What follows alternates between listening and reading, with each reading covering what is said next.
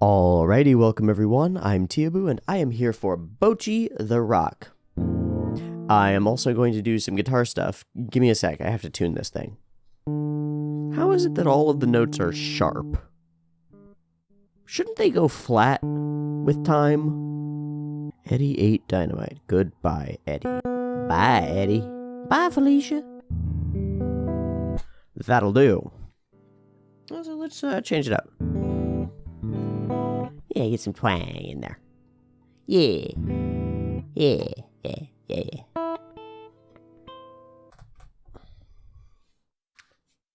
So the other day, when I was practicing some guitar, which I actually did, nice, I had a bit of a revelatory experience. Now, all of you guitar heads who actually know how to play guitar are going to look at this and be like, I mean, duh, I know, that's the point.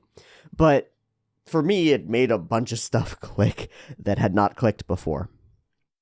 I'd always kind of wondered, you got 6 strings, and why aren't they arranged like A, B, C, D, E, F? Right? Like, why aren't they arranged in some kind of mechanistic order that would make sense logically from the outset? Like, why don't we do that? Why are they sound nice when you put them together. There's certainly some kind of order to it, but what that order was completely escaped me. Still does to some extent. I don't necessarily understand, but one thing makes sense a little bit, and it's this. This note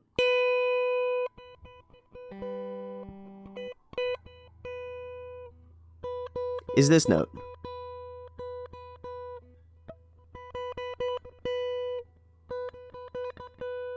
Same note, different strings. And I knew this in my brain a little bit because many moons ago, when my father attempted, and I failed mostly, let's not put it on him, to teach me guitar, one of the things that I was taught was, well, you can tune by ear as long as you get one string right, because this note, I think,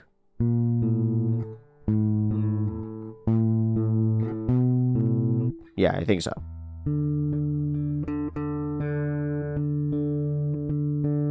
Should be that note. Okay, so you can go down the 3rd, 5th fret and mostly figure out what the next note should be based on the previous note on the previous string. So there's some mathematical relationship to where the notes are on each string compared to the notes on each other string. But until I tried to fuck around with it, I didn't really understand or think of a theory for why that might be, or how it could be used or turned into a weapon, a sword in my arsenal, a tool in my toolkit. Well, if this note is this note, and I want to play this note, I don't have to play this note, I could play this note.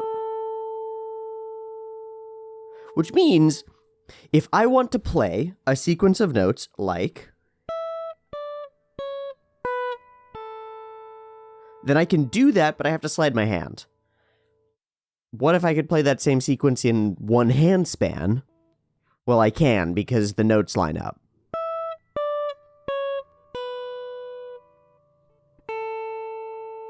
Same sequence of notes, but instead of just iterating down one string, you can mix it up and go from one string to the next string and continue the same sequence of notes, because then the spacing of the notes on the next string is the same, so you can go to there.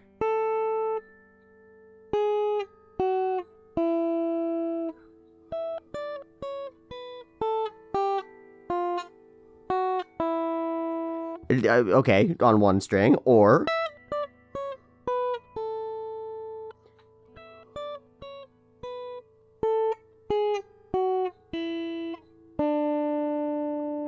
which of course would be, that's that note, so you can just keep it going, up the frickin', down the frickin', whichever direction is up or down the strings,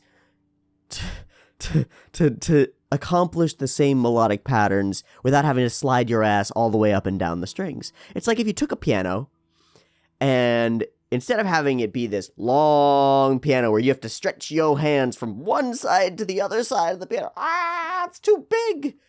You took it and you chopped it up into chunks, and you put all the chunks in front of each other, so you just do this. But that's what this is. It's a piano. It goes across, and then it's chopped into chunks, and you got a chunk of your piano that's the high end of the piano, and you put that next to the next highest end of the piano, and chunk, chunk, chunk, chunk. And so you can just diddly-dee, diddly-dee, diddly-dee, diddly-dee, diddly-dee, without having to go diddly-diddly, diddly-diddly. And given the EADGBE, the placement of all the strings, they're all mostly in the same space, like the same distance apart, and that space is mostly about the width that I can stretch my hand. I don't have big hands. I imagine if you had bigger hands, you could full stretch that section and maybe do it a little bit more easily and maybe have a different type of time playing guitar, because everybody with whatever hands you're going to have different challenges playing guitar. If you got big hands, you're going to have trouble with your fingers getting in the places and overlapping on each other. And if you got small hands, you're going to have trouble stretching out to make the chords. And you got medium hands, you're going to have a mix of both problems. And if you got fat fingers, they're going to be fat. And you got skinny fingers, they're not going to be able to push the strings down effectively. And so whoever you are, you're going to have challenges. I was talking to a guy the other day who came to our little Friday hangout. Whip-thin dude, never met him before, came to our Friday hangout, works with one of my roommates. He's 6'7". I'm 5'5" on a good day. He's 6'7". Dude's huge. Hugely tall. And he had mentioned that he was going to the gym, so I asked him what lifts he likes. What do you like at the gym? And he had said, well, mostly I'm a rock climber. And so I do a lot of rock climbing practice, and I do a lot of little things that help with that. So I do like grip strength and pulling motions and stuff. But I have a hell of a time with pushing.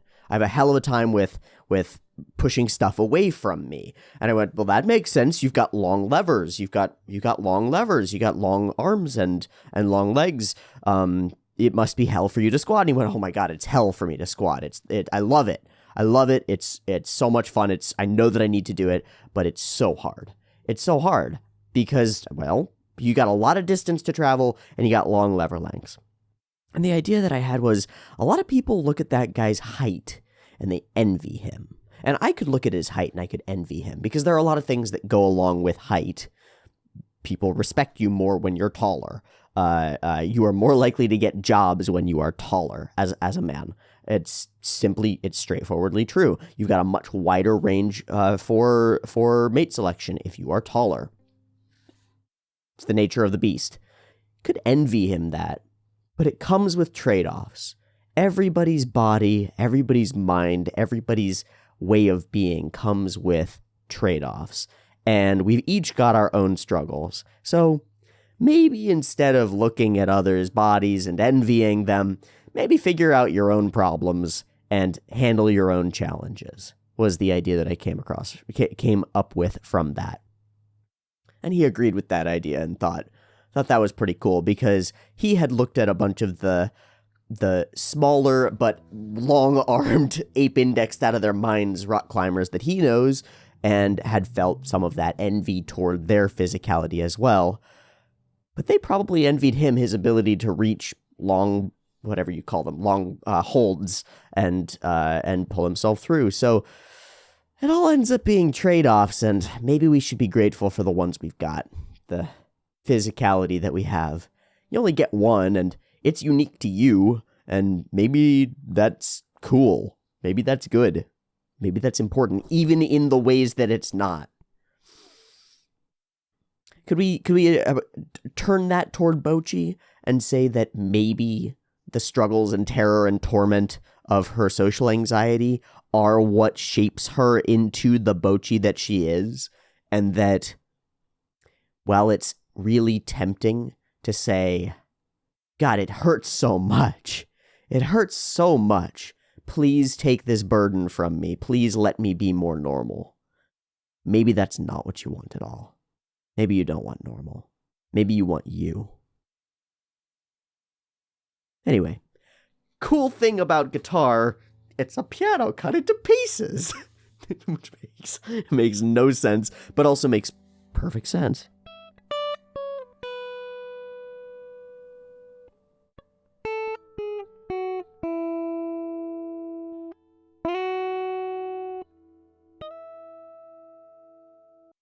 Makes me very happy.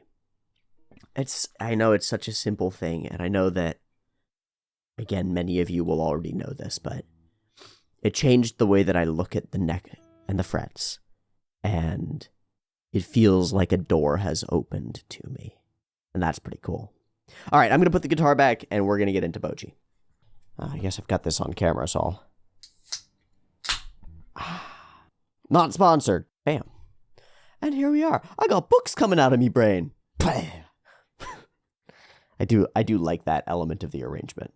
It's like trees on this side, tree of books on this side. It kind of works. Subscribe. What do you think, folks? Setup better? I think the setup's better. Less visually cluttered and more lit. Better lit, and I think better arranged. Okay, so here we are for Bocchi the Rock, episode 6. We have made it to, we got our opportunity. Our big break. Oh gosh, that's actually on this screen. That's not correct. Okay, there we go. And we come on over here. Okay, good.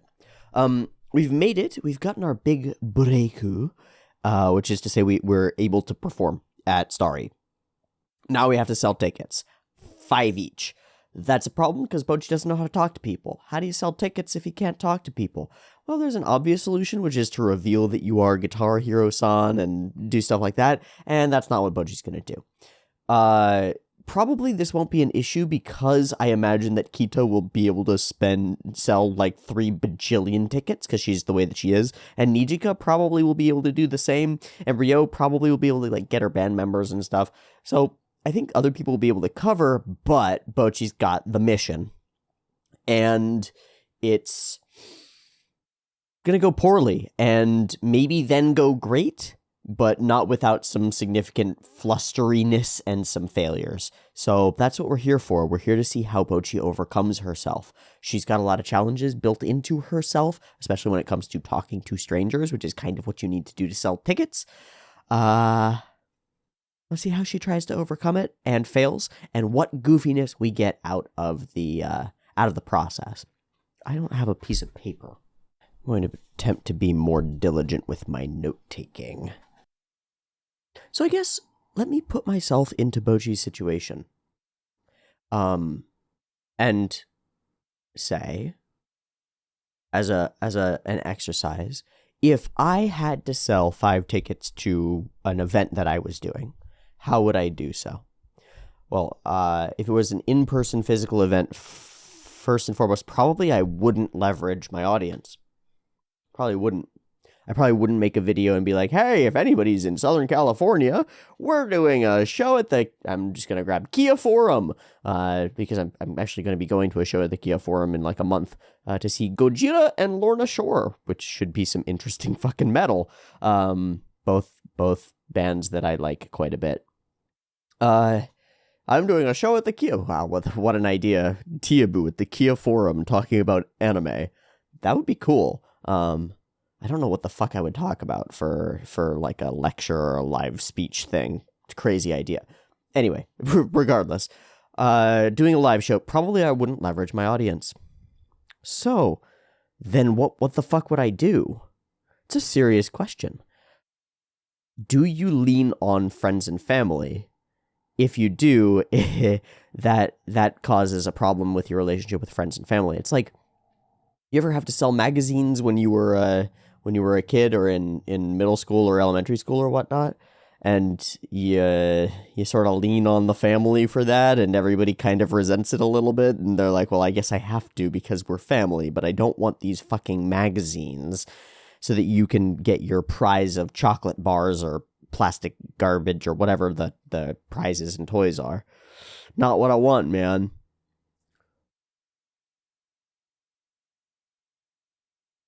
Now, there is a difference. I'm not in high school, so I don't have easy access to hundreds of young humans who might want to go to a show. I don't have that. Can they? Yeah, they can sell tickets to high school students, right? I mean, there is alcohol served there, right? I don't actually know. Okay, that's maybe an issue.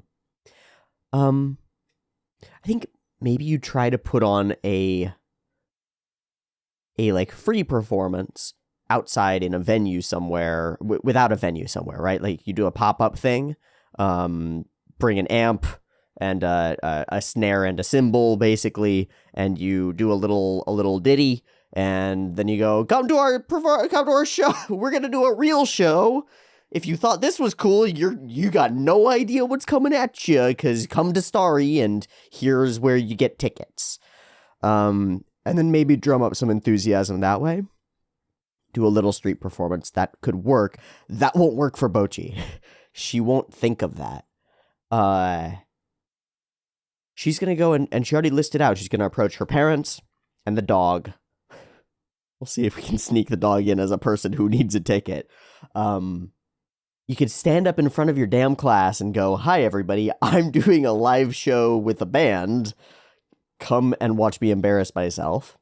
Bocchi won't do that. Nijika would. Bocchi won't. She's not in any clubs. She doesn't have a friend group outside of the band itself. I don't know what she's going to do. So what do I think that the character will do?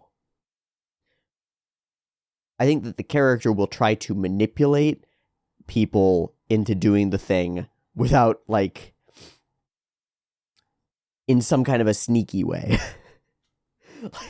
I don't know what that's going to consist of, but go in take the furthest, longest, most difficult path to accomplish the task instead of moving straight toward it. There's a line between, I need tickets, buy tickets from me, buy tickets from me, come to my show, come to my show, come to my show. There's a straight line there.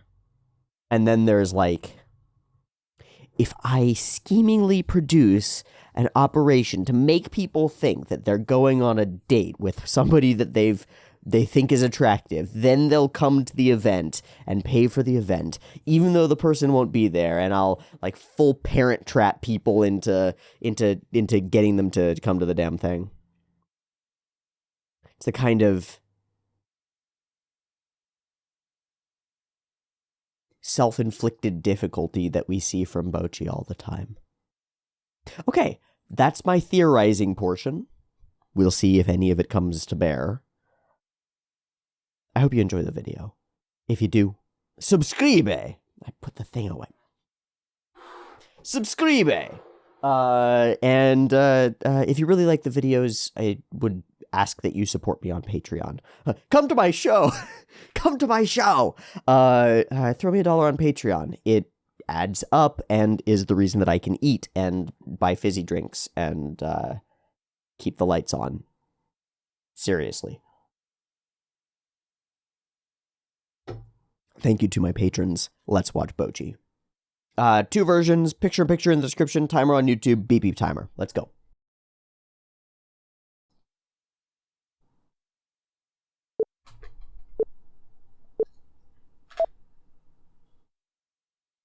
Oh, okay. Slightly.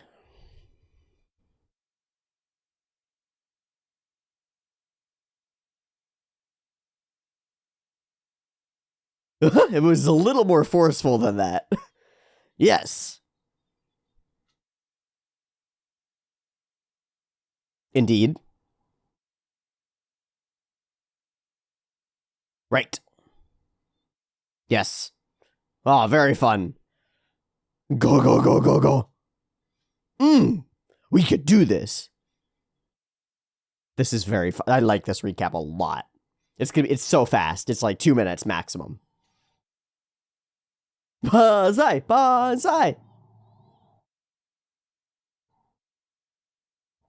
$5 tickets.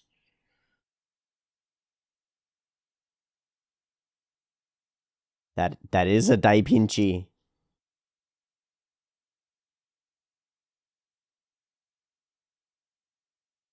$10 days, 5 tickets. Bum bum bum. Stuck in the loop.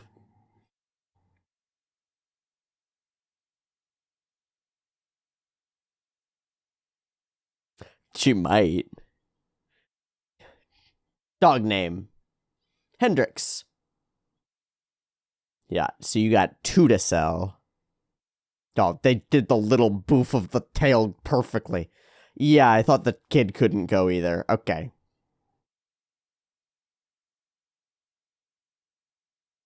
Bum, bum. Wow, wow, wow, wow, wow. Oh, ooh. Full pixels.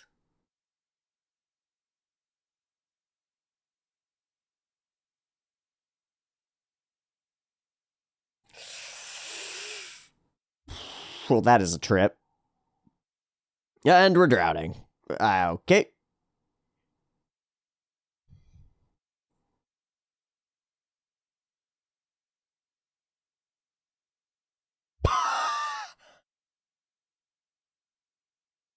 No, you don't. You saw. This is true, but so is what she said. No, what?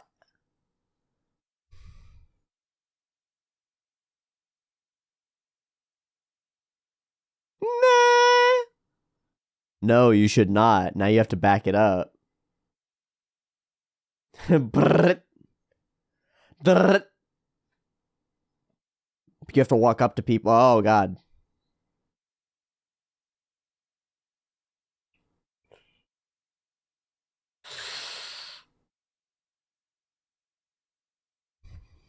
Yeah. That'll do it. Just litter.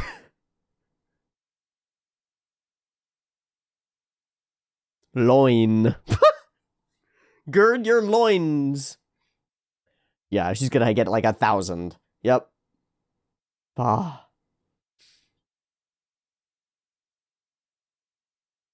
Sometimes you just gotta rely on the marketing people to do the marketing.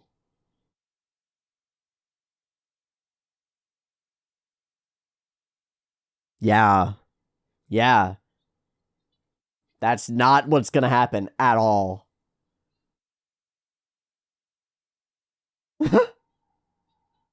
Ah! Yes, you'll be immediately replaced.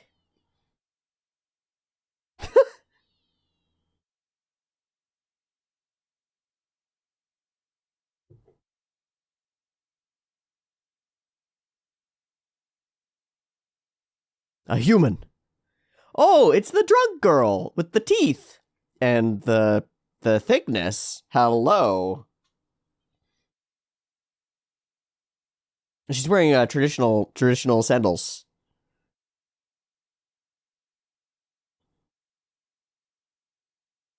She's just hungover, isn't she?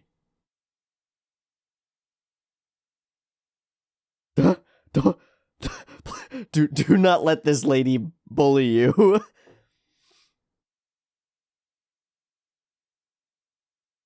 This is very, very specific. Immediately, I like the character, though.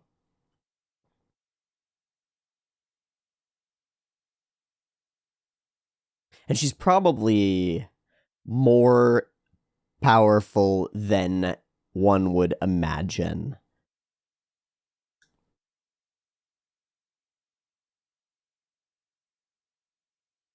It's like the beggar who you help ends up being the king or something.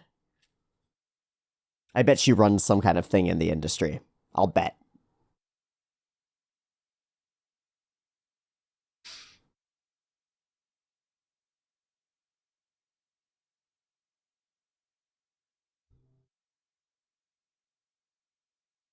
The pixel art sequence was fantastic. I don't know how they did it. I imagined it was digital and then gone over with something, but I have no idea.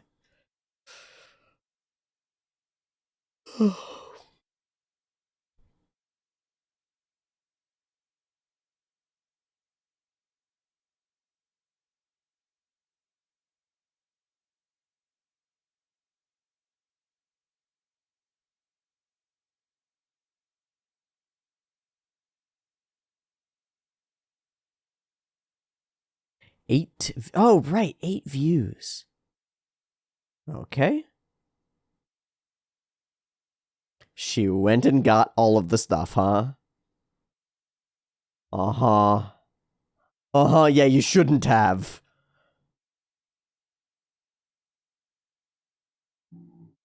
Yeah. Yeah, you should not drink so much, lady.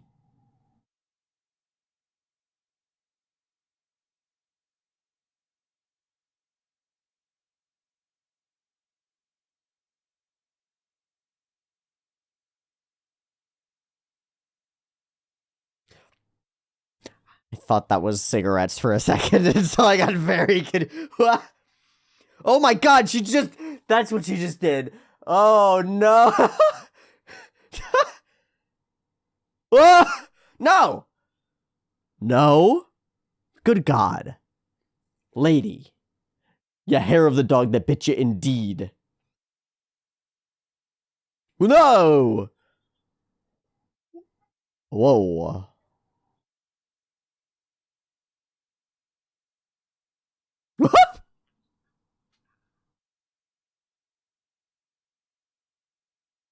Time to leave. Tick, tick, tick. You are about to get caught.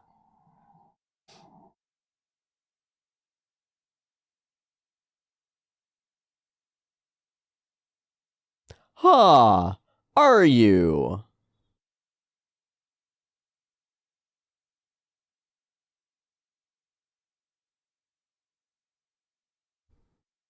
I don't know why, but I'll bet she'll be mad.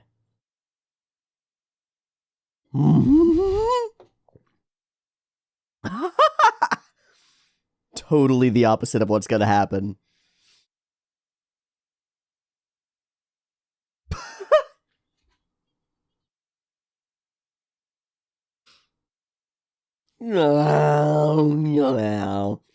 Yeah, twisting up yourself.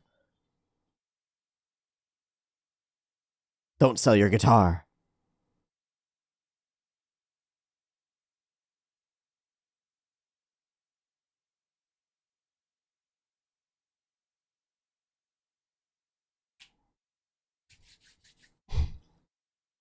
Nanchate. How about I give you lessons? Yep. Eh? Yeah. Terror will do that.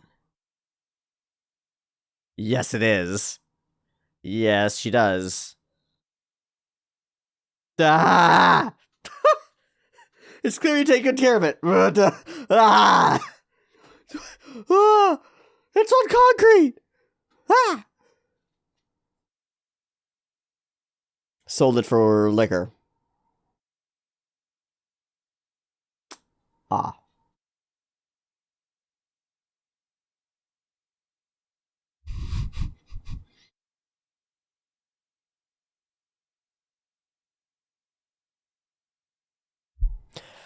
Hmm. Hmm.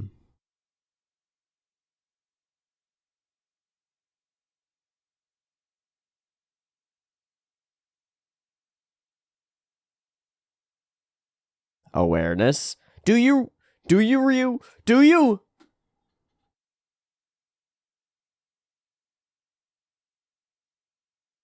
I fucked that up.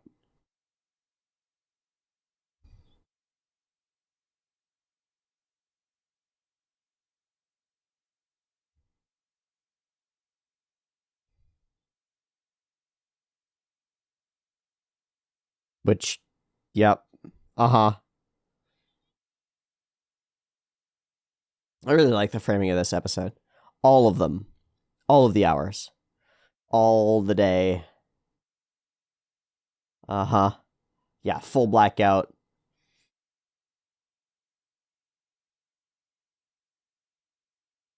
Huh. Oh. Oh, no. How about continuous depopulation? Oh. Oh. Oh, that's the wrong. That is the wrong direction of that spiral. No. Yeah.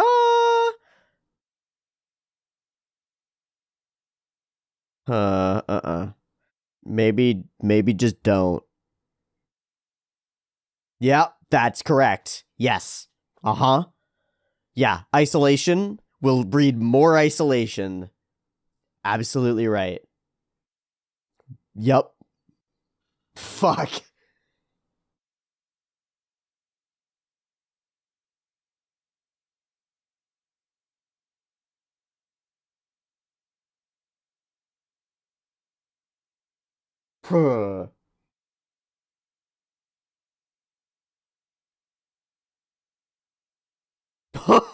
Ah, that was the peak. Yeah. That shit happens, though. This is not a joke. Yeah. Not a joke.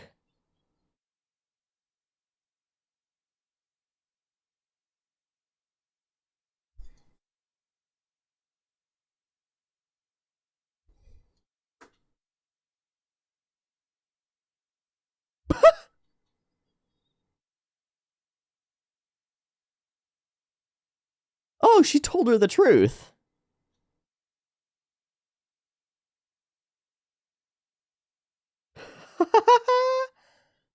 Oh. Ah.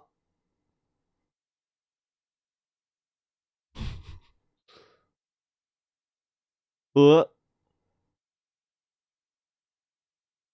That is the idea. That's the one. She's not gonna work.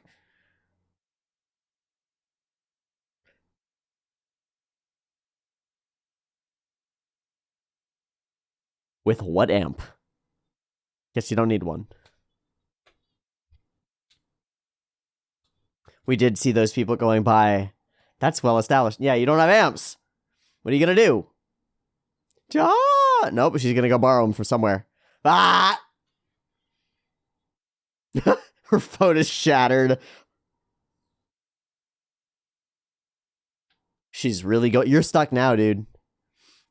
Sick. Boom. Kabam.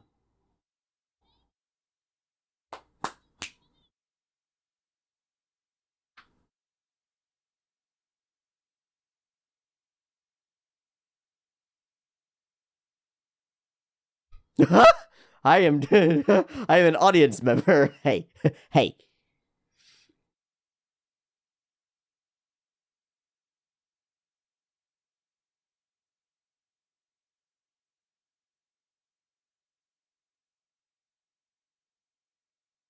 Hmm.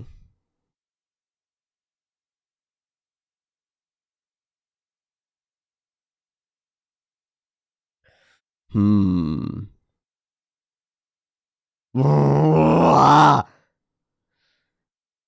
Don't get it twisted who your enemies are.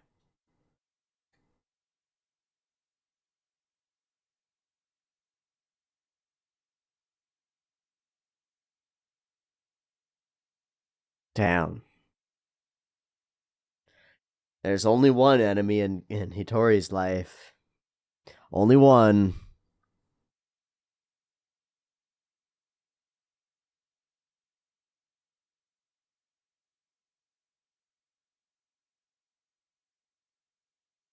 Except by herself.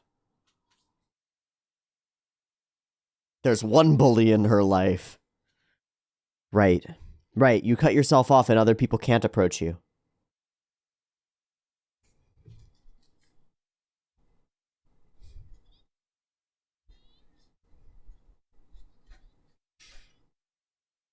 She's just gonna go with it. Fucking bassists. Fucking bassists are just like, I'll just hold the groove, man. You do what you want.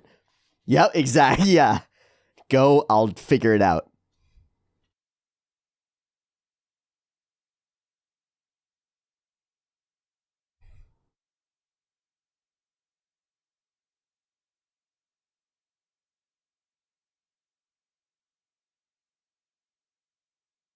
Yeah, she's really fucking good.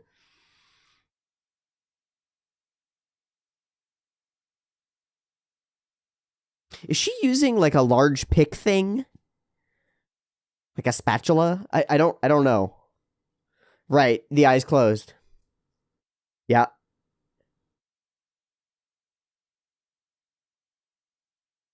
Hey, shut the fuck up! Hey, shut the fuck up! Kidding.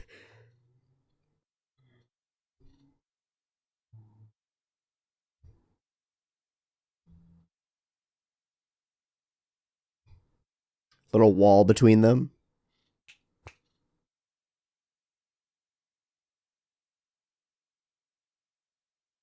It's like Haikyuu. Yeah, she's in it now.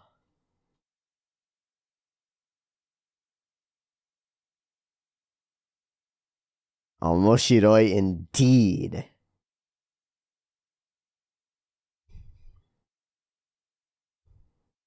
Only supporters, no enemies.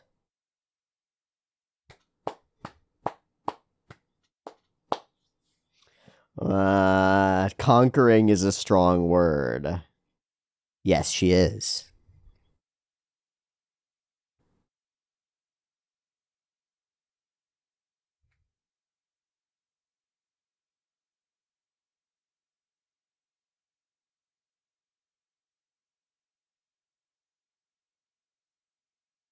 Hmm. I'm right on the edge of like max emotion.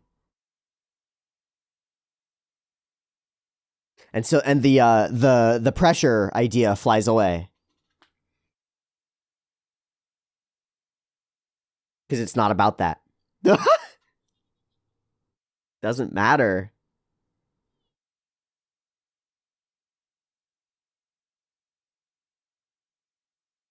I want tickets. I love that.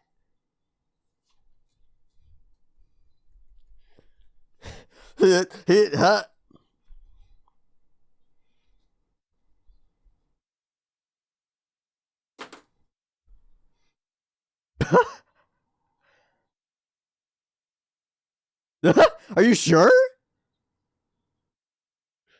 Yeah. Uh-huh.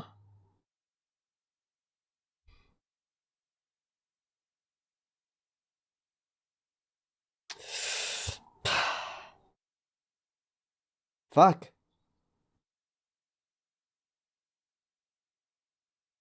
Yeah, that was the peak.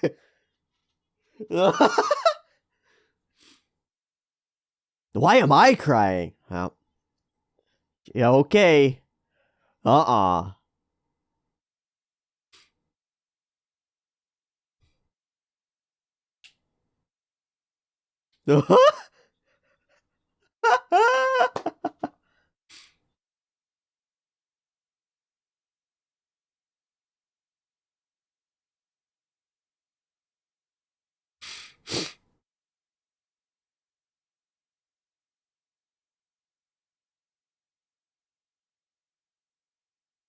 Mm-hmm.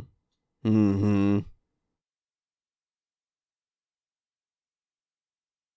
And payback for the...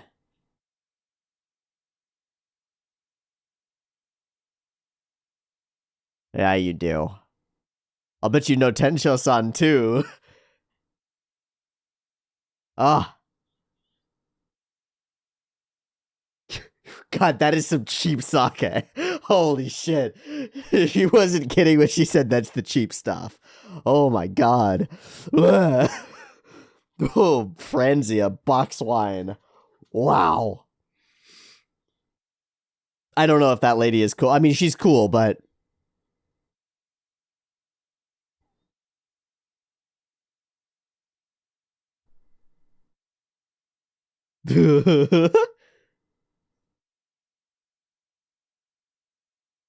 Oh, familiar because of... Okay, yeah. Yeah, I'll invite you to the club, to the cafe.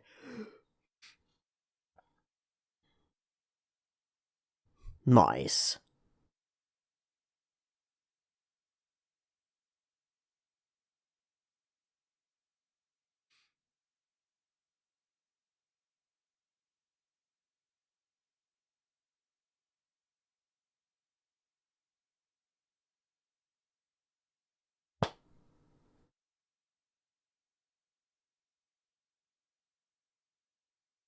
え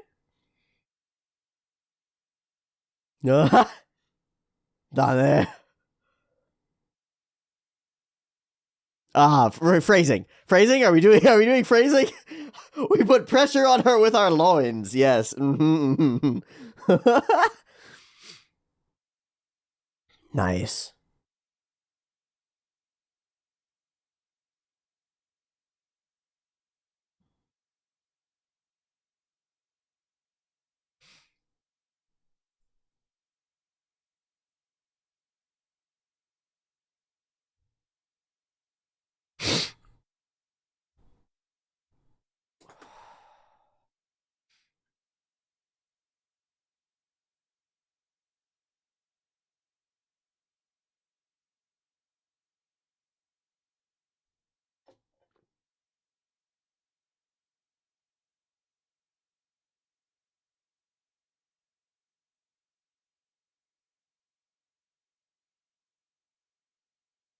Goddamn bassists.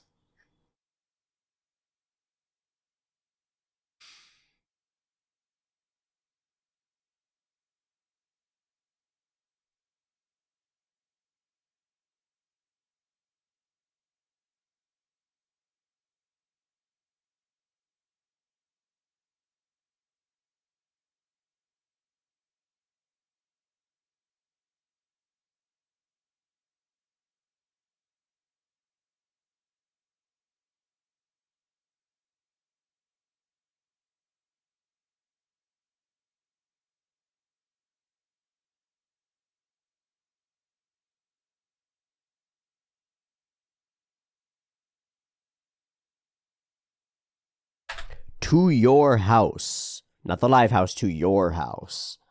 To Bocchi's house or to a friend's house. Either one is deeply nerve-wracking. Entering someone else's familial space it can be really terrifying. Having others enter your familial space can be really, really terrifying.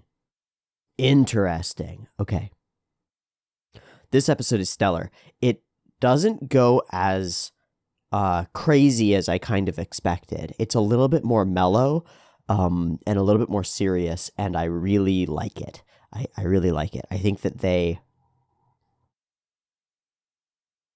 nailed the introduction of this additional character, whose name I don't even know if her name is revealed to us.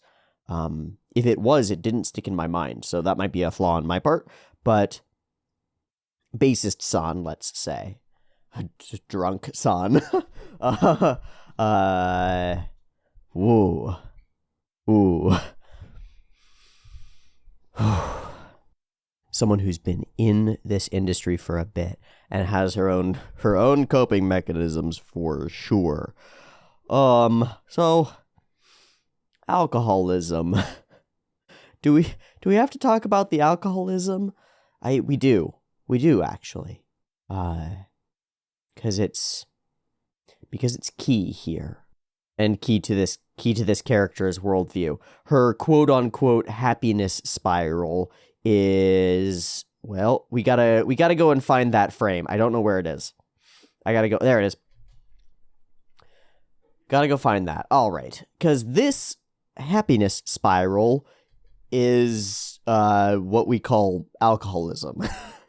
This is the cycle of In fact, can I just like search for spiral of alcoholism? Oh, there it is. There are a bunch. There are a bunch. So, yeah, grab our spirals and our other spirals. So on one front,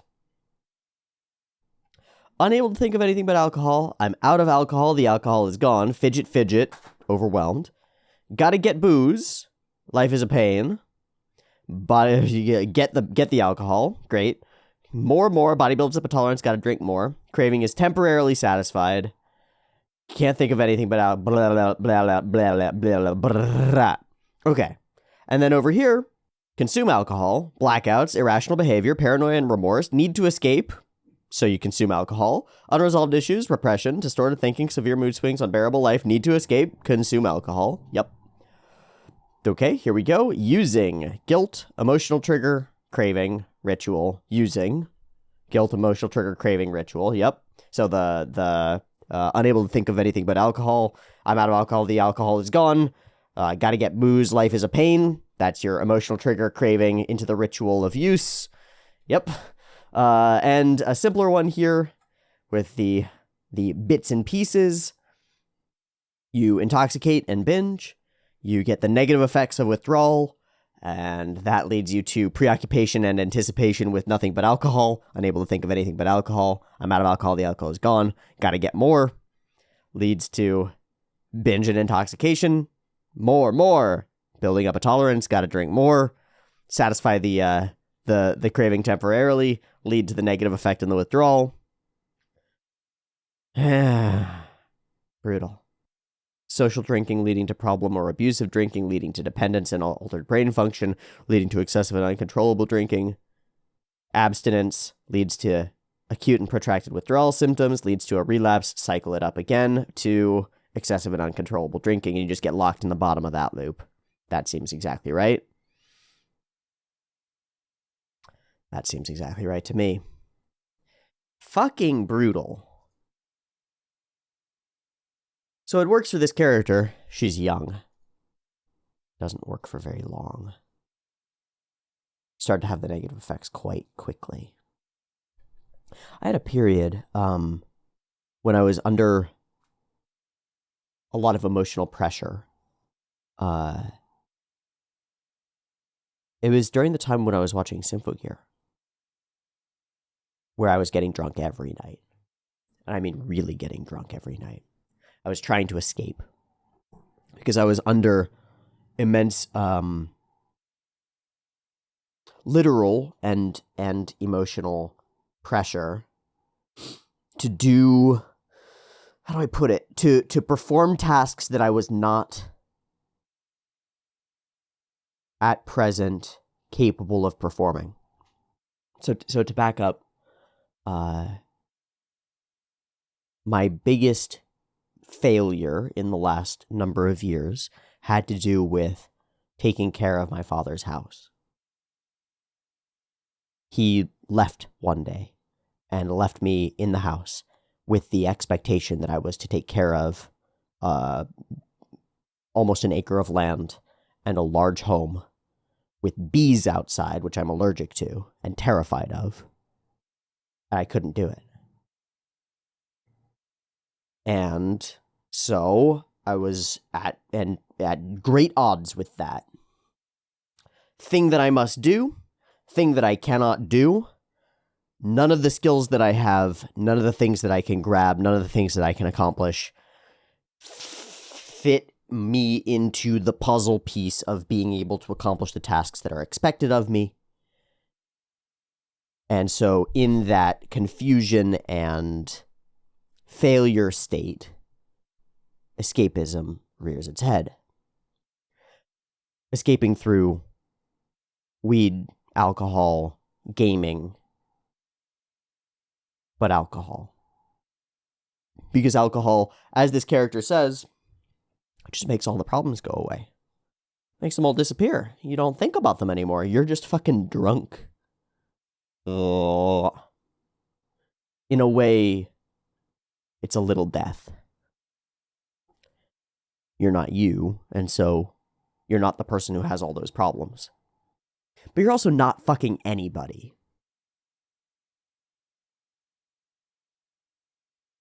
You're not anybody.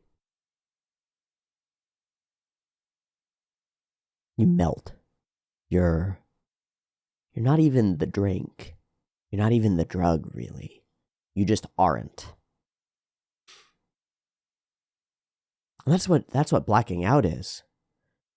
Our life is a sequence of memories. That's all you got. You got the present moment, and then it's a memory. Or not. And you know this if you do the same exact thing every day, the time collapses. What do I mean? Okay, if you get up every day and play a video game without stakes, So the one that I think of is League of Legends, because League of Legends is a video game where each iteration of the game inside an individual match is its own thing, but over the course of time, all of them fold together. Each one is isolated, a match happens, and then the memories of all the things that occurred in that match sort of vanish. You do the same thing every day, so you play League of Legends for 16 hours every day, and you sleep for the other 8. Do that for a week, look back at that week a couple weeks later, and that week is collapsed. It doesn't exist in a memory space. It's just, I played this game for a week. And the individuated days have no color or texture to them. They're not separated by anything. You didn't do anything different. Now, if you go for a walk to a different place every one of those days, you'll remember each of those days, because you did something different each of those days. If you play a different game each of those days, you'll remember each of those days, and your life will feel full. The period of time that you spent for that week will feel full, because you'll look back on it and you'll have this differentiated sequence of memories.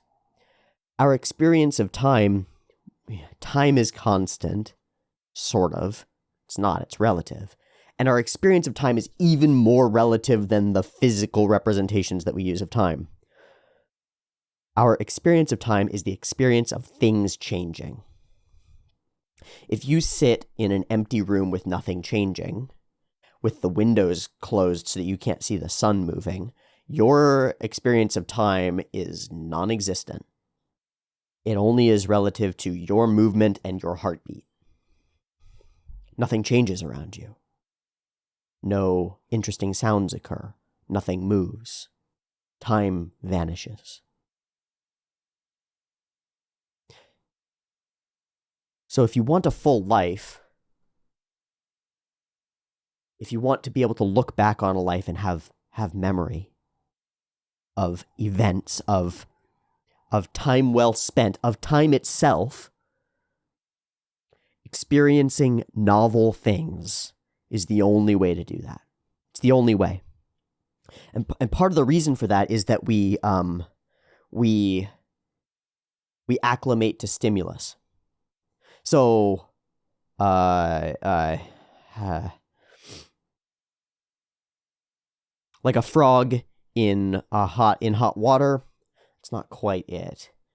You go into a novel situation, everything's novel and bright and interesting. You go into the novel situation again, it's less novel and interesting. Again, less novel and interesting, because you've mapped more of the space. You've mapped more of the situation. A person who works at a theme park sees a theme park as boring. A person who goes to a theme park for the first time, it's overwhelming with light and color and sound and, oh, wow, what a place.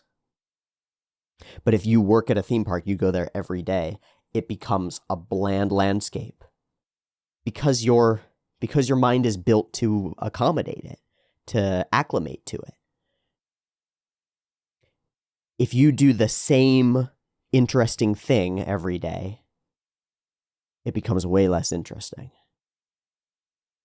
And that's part of why time seems to get faster as we get older, is because we've acclimated to more of the experiences that we might have.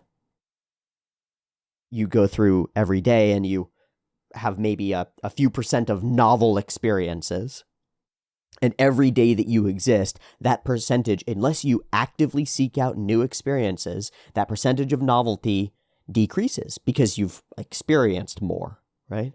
And so instead of acquiring new patterns, you're just pattern matching to the things that you've already seen. It's like a common complaint that you get from anime watchers or film watchers or book readers or anybody is, well, I've seen that before. I've seen that before. The first time you see a trope or a joke, you go, oh my God, that's the funniest. That's hilarious. That's exceptional. And then the 10th time that you see the same trope, you go, okay, that's that trope again, and it does nothing to you. Except that you get the sort of innate joy of pattern matching it. You're like, that is the thing that I have seen before look, it is the thing. But it's not expanding you.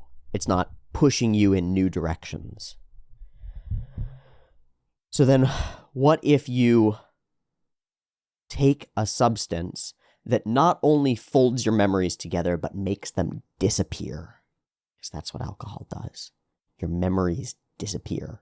If you drink enough, you are blacked out. You don't exist during that period. Now, in the present moment of it, you obviously exist, and you do a bunch of things that you're going to regret. You look back on it, and it doesn't exist. It's a period where you were not. A blackout. A blank space. Well, why would you want that?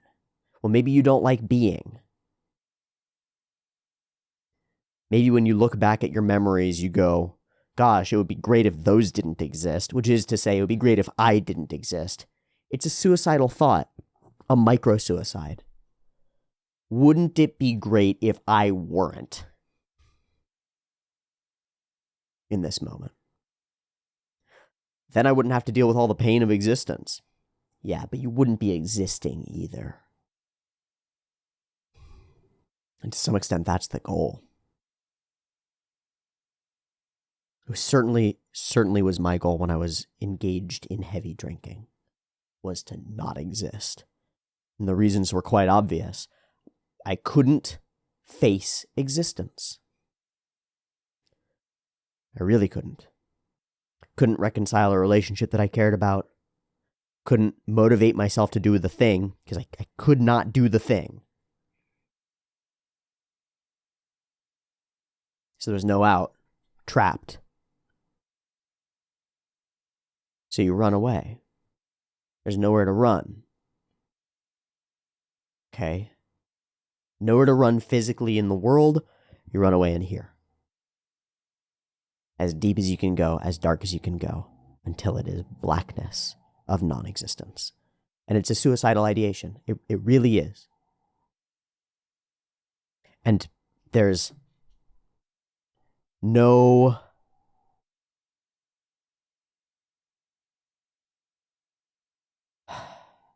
It's no coincidence that alcohol is a poison. Functionally. It's why it works. Intoxication.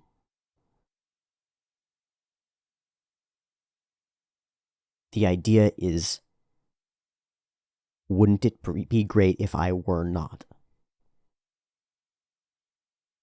Or at least, wouldn't there be less pain if I were not? That's a dangerous road to walk. So I'm sorry for getting really serious here. This is a character who has some of her stuff together. She's in a band. She's actively pursuing things. She's not really running away. She's running toward. Drunken. She's running toward. She's an alcoholic in a sort of a different sense, in that she's addicted to the substance itself. Doesn't seem to be that she's running away from her life. But different people have different responses to substances like this.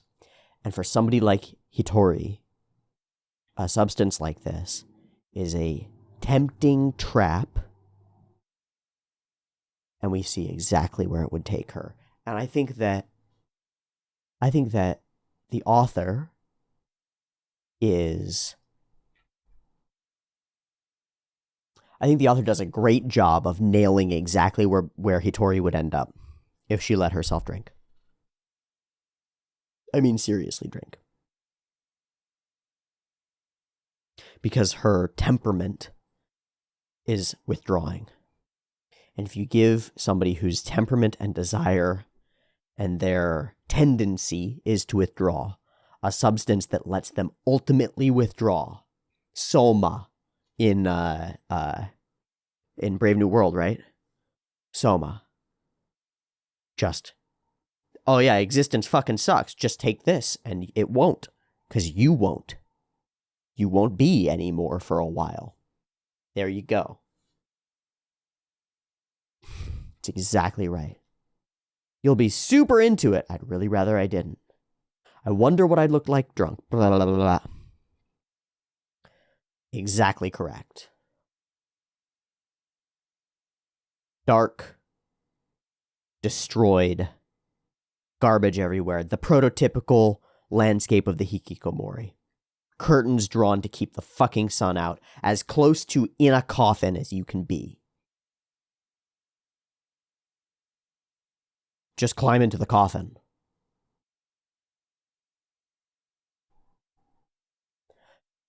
All the dreams and ideas and things that are worth caring about peeling off the walls because she doesn't care anymore. The guitar forgotten in a corner. The phone the only light in the space. Cup noodles. And fucking like Mike's Hard or something. And everything else moves on without you. Because other people aren't going to stop for you. You know, there are 8 billion of us and counting, and most of us don't care about each other. We got our own problems to deal with.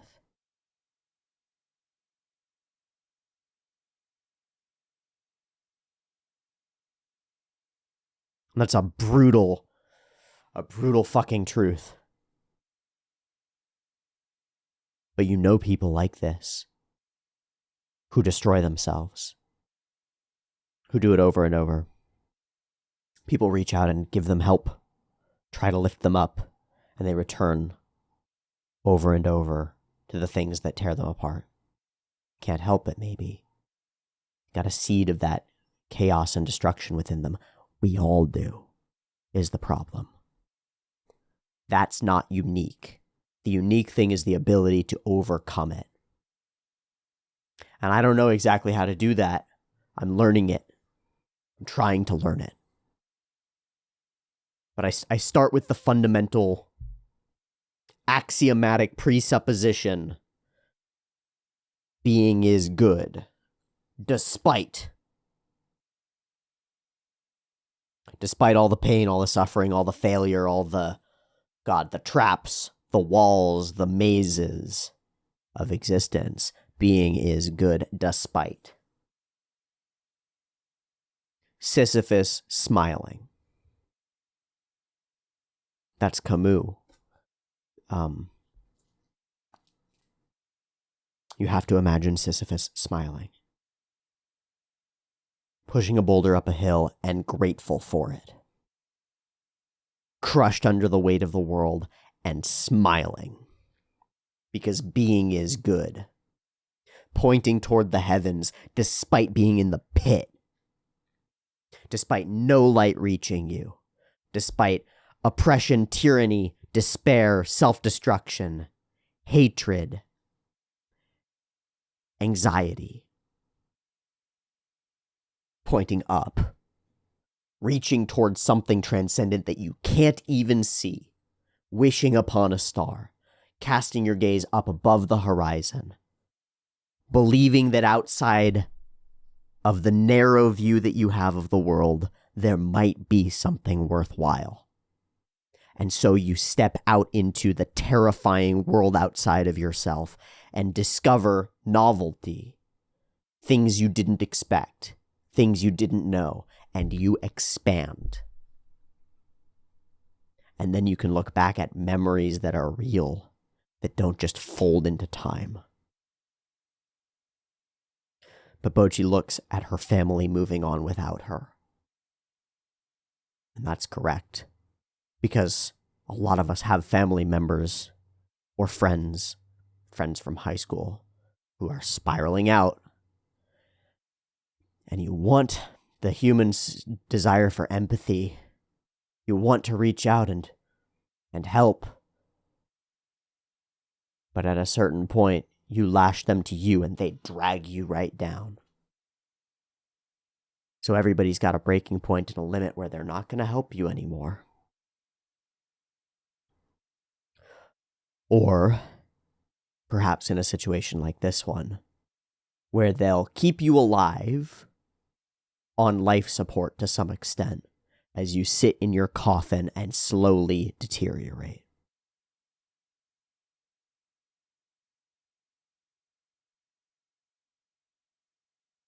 It's a tempting trap, especially if you're a little bit anxious, or a lot anxious maybe, especially if you've got some obstacles between you and socializing and you and the light. Especially if those obstacles are within you and you don't know how to grapple with them. Well, don't just give up. Climb into the coffin. Cross your arms over yourself and go, well, I'd rather not be. This darkness is comfortable. I don't have to look. It's part of the idea of the eyes closed during the concert. But the other idea of the eyes closed during the concert is that if you pretend that the enemy isn't there, it might not be there. And when you fight a dragon, you want your eyes open, man. You want them open. You want to be able to see. But maybe if opening your eyes freezes you, that's the idea of the basilisk in Harry Potter. You look at the basilisk and it freezes you. It turns you to stone. The monster is so great and terrible and terrifying that it shocks you into... Well, then maybe you try to swing out blindly. Maybe you pick up the sword of truth. I believe there might be truth. Ugh, a little tiny knife, little scissors. Where's my sword? Take your little scissor blade of truth and maybe you close your eyes and swing wildly and hope that you fucking hit something. That's better than standing stock still, perhaps. Blind yourself to, like putting blinders on a horse. Blind yourself to the fear. And allow yourself to embody. Allow yourself to act. Because your body sometimes knows what to do better than your mind does, and you can turn off parts of the mind by closing your eyes. I used to be, to some extent, I still am like this. I used to dance, like really dance. I got to dance the other night, because there was the kid was over during our little hangout, so we had music going, and the kid has rhythm. The kid he likes dancing. I asked him, "Do you like dancing?" He was like, "Yes, yes, I like dancing." Cool. So I started to show him some of the stuff that I know, some of the breakdancing stuff that I know. And he started picking it up immediately. He's 3. Picking it up immediately. And I looked at his father. I was like, you need to get him in dance now. Now. He's a sponge. He's as neuroplastic as they get. Get him into embodying himself, and he will have that as a joy throughout his life. Magic. But when I dance, when I really dance, I close my eyes. I can't do it without closing my eyes to some extent. And part of that is when you close your eyes, your other senses are stronger. And so the proprioceptive sense, the sense of where your physicality is in space, is stronger. You can feel yourself more. But part of it is also fear of judgment or shame, maybe. And it's the same reason that Hitori gets something out of closing her eyes in front of all those people. Because she's able to dance with her eyes closed. And then, discovering that she's able to dance, she can open her eyes and discover that what she's receiving from the audience is not shame-inducing or fear-inducing, but instead respect, awe, gratitude, interest, care. So step by step, she opens herself to the light. Fuck. Good episode.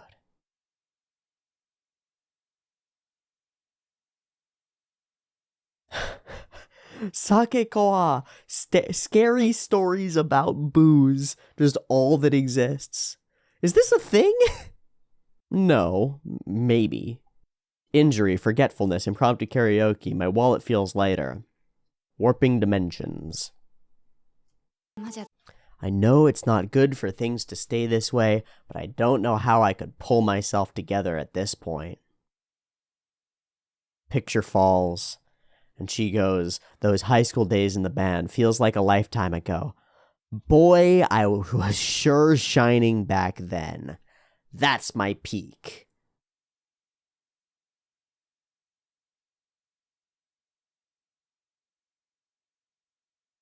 Man, if my high school years were my peak, phew, maybe it would be better to climb into the coffin, shut down the central nervous, as Aesop Rock would say. How about not that? How about, nah, maybe we could get better with time? How about try aging like wine, get better with time?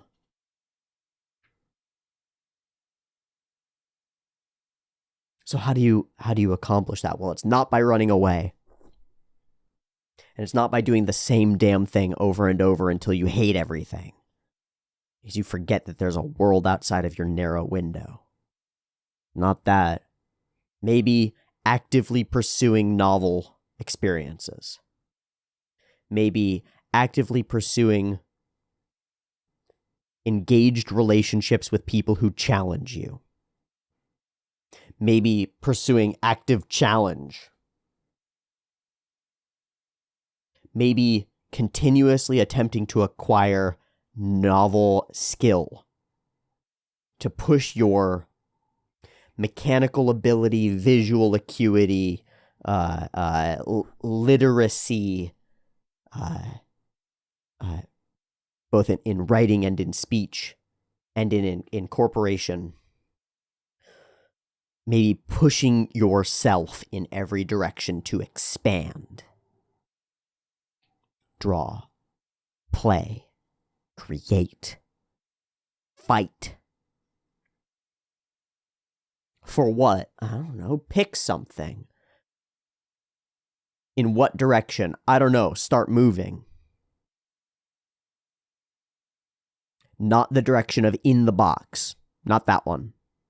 Maybe outside the box would be good. Maybe you won't be able to choose your path. Maybe the path chooses you. You just have to start walking first. I don't fucking know. It's a more challenging question than I have the answers to because I'm still at the early stages to some extent of that thing. Boy, I sure was shiny back then. Oh boy. Oh boy. If at any point I, as a human, look back and say, that was my peak, I'm already dead. That was the best I had to offer.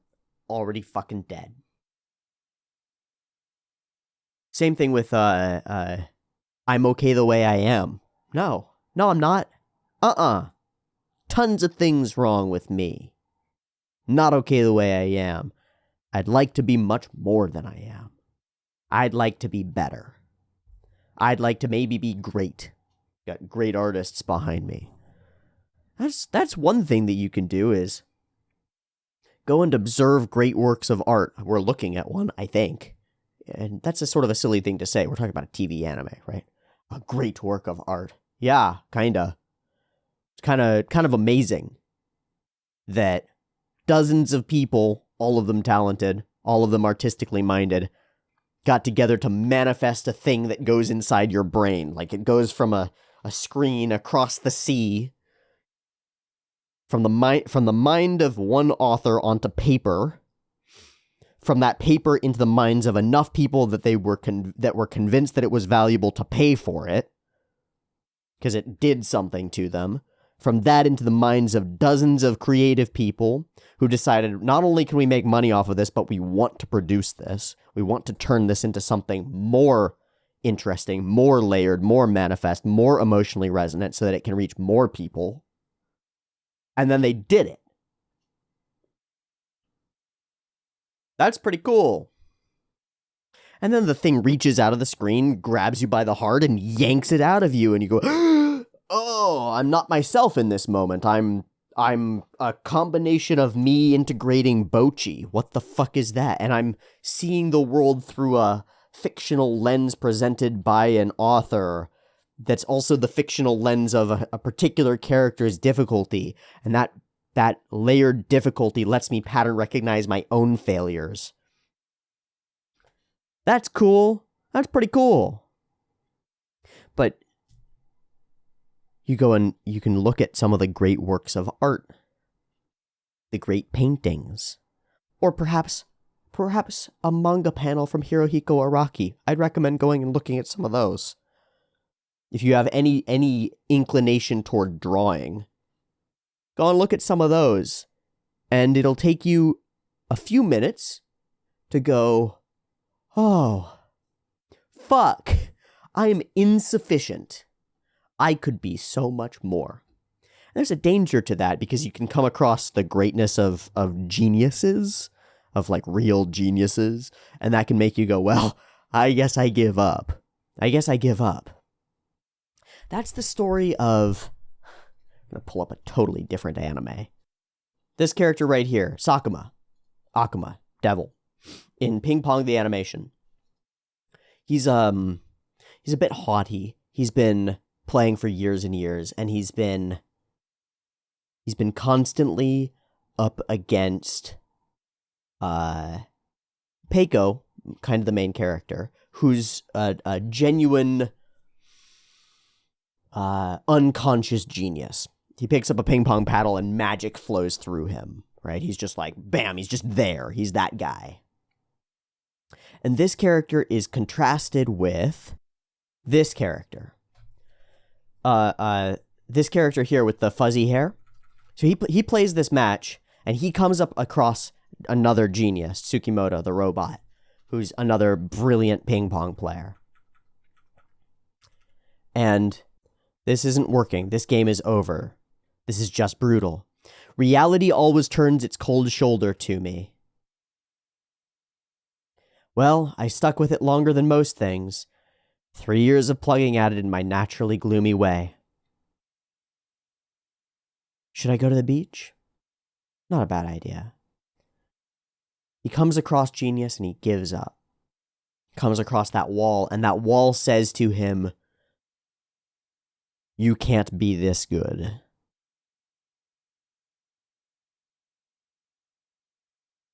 And so he gives up. So you have to be a little bit careful with throwing yourself against the brilliance of others. Because it might deflate you if you're built on sand. If all you are is hot air. But if you have some drive and some love to you for the thing, it will do the opposite. You'll look at the great art, and instead of saying to you, you can never be this, it speaks to you and it says, look what you could become. You could become free. You could become great.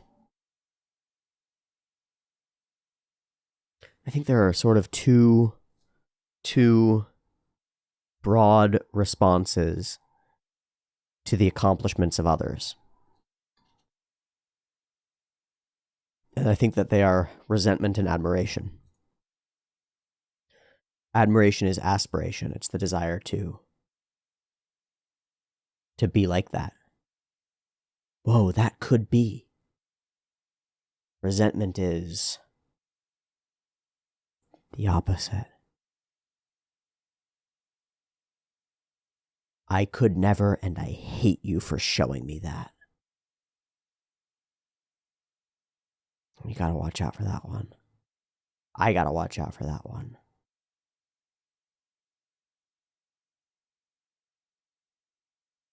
Admiration, gratitude. I think those are the antidote for it.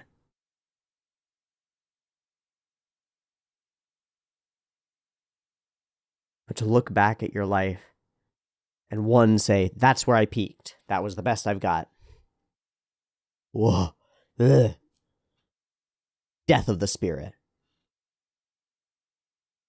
And then to resent yourself for not having overcome that. Drive the knife in and twist. Fuck. She tells her story, her truth, and this character is instantly on it. All right, we're gonna do it.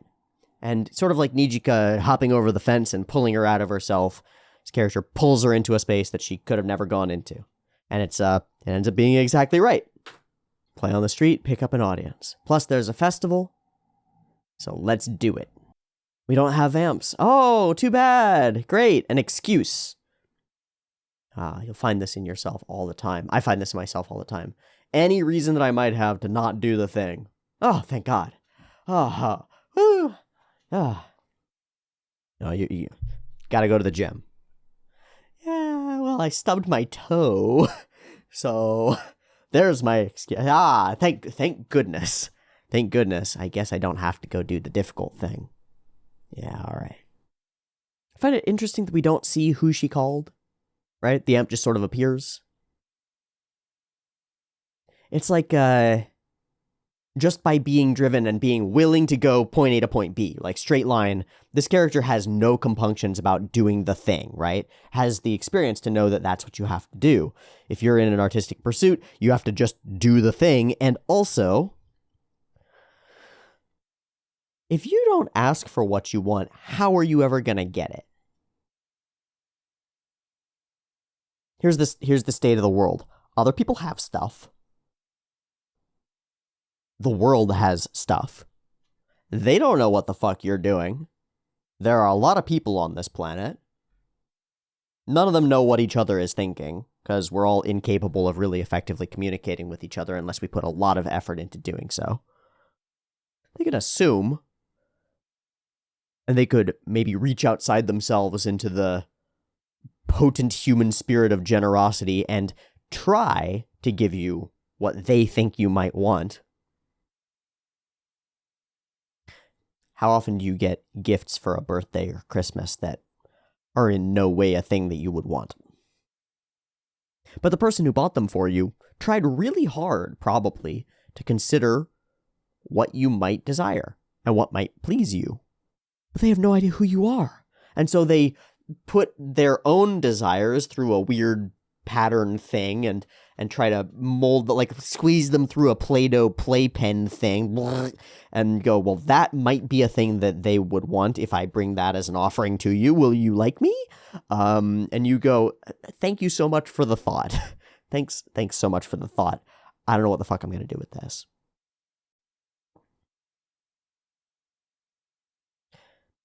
How are you going to get what you want if you don't ask for it?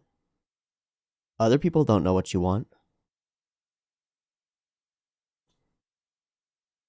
You are walking down a hallway. Another person is walking down the hallway. How often does that turn into the awkward sidewalk shuffle? Always. Do you know how you ameliorate that?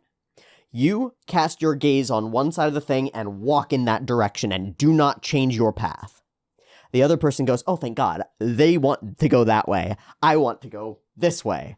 And you can arrange yourself to perform the simple act of walking past each other based on your eye line and your movement. It works every time.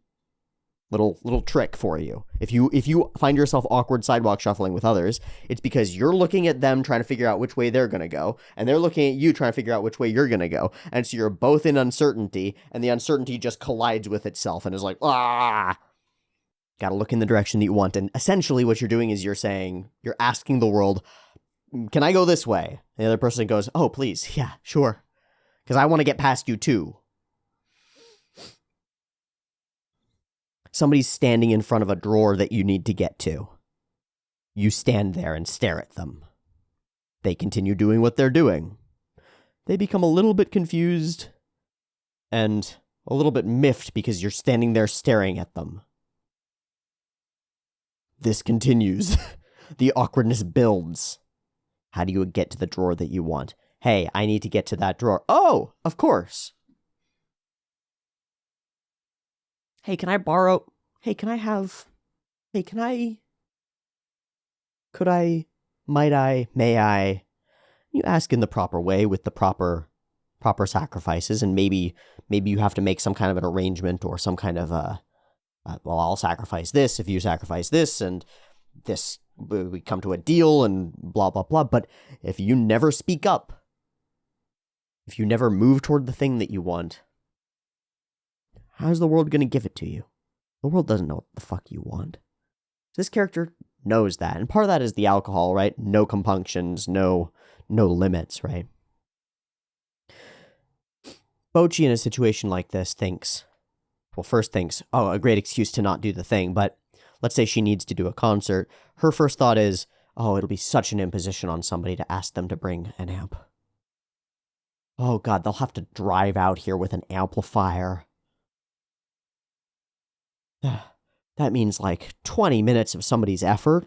That's not nothing. That's something. That's like a real imposition on a person. And it is. So you don't ever ask. And you don't ever receive. And you just feel shit. And then you start resenting. You resent yourself for not having asked. You resent the person for having the difficulties inherent in their life and making it hard for you to ask, how dare they?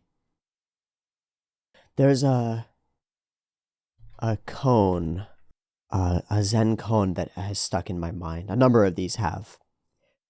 While Seisetsu was the master of Engaku and Kamakura, he required larger quarters, since those in which he was teaching were overcrowded. Umezu Seibe, a merchant of Edo, decided to donate 500 pieces of gold called ryo toward the construction of a more commodious school. This money he brought to the teacher. Seisetsu said, "All right, I will take it." Umezu gave Seisetsu the sack of gold, but he was dissatisfied with the attitude of the teacher. One might live a whole year on 3 ryo, and the merchant had not even been thanked for 500. "In that sack are 500 ryo, hinted Umezu. "You told me that before," replied Seisetsu. "Even if I am a wealthy merchant, 500 ryo is a lot of money," said Umezu. "Do you want me to thank you for it?" asked Seisetsu. "You ought to," replied Umezu. "Why should I? The giver should be thankful."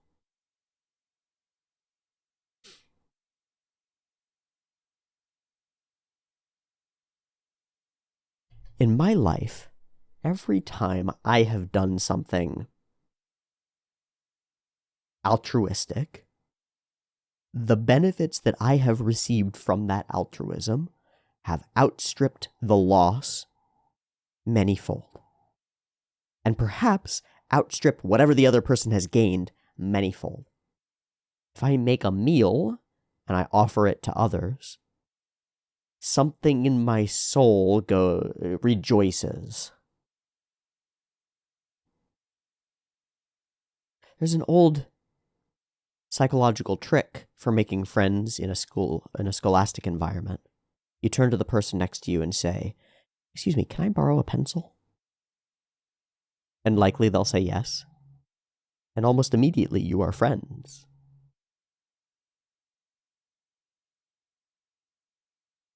Why? Because you tricked them into helping you, and helping somebody else does something. It makes you feel good. It makes the person helping feel good. I mean, there's an evolutionary biology reason for that. We're social animals, and when you act in accordance with the spirit of generosity, you fulfill your role as a social animal in terms of creating the bonds of social engagement in a way that your biology wants to reward. Your brain is built to reward those actions for you.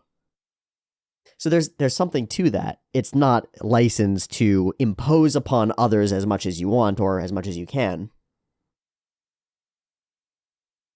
But there is something to it. Generosity helps the person being generous, the giver, far more often than it helps the recipient. How odd. brings us back to, I think I cut in the quote from the 100-Year-Old Runner in the previous episode of Bocchi. The place where real fulfillment comes from is doing things for others.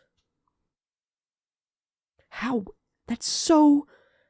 It doesn't make any sense. It's so weird. But it's exactly true. So it's not licensed to impose on others as much as you want. But often when you do impose on others and when you ask of them properly, they will rejoice in the opportunity to properly assist you. How strange is that? I think that's really strange. Have you experienced that in your life? I'd love to get some comments about that.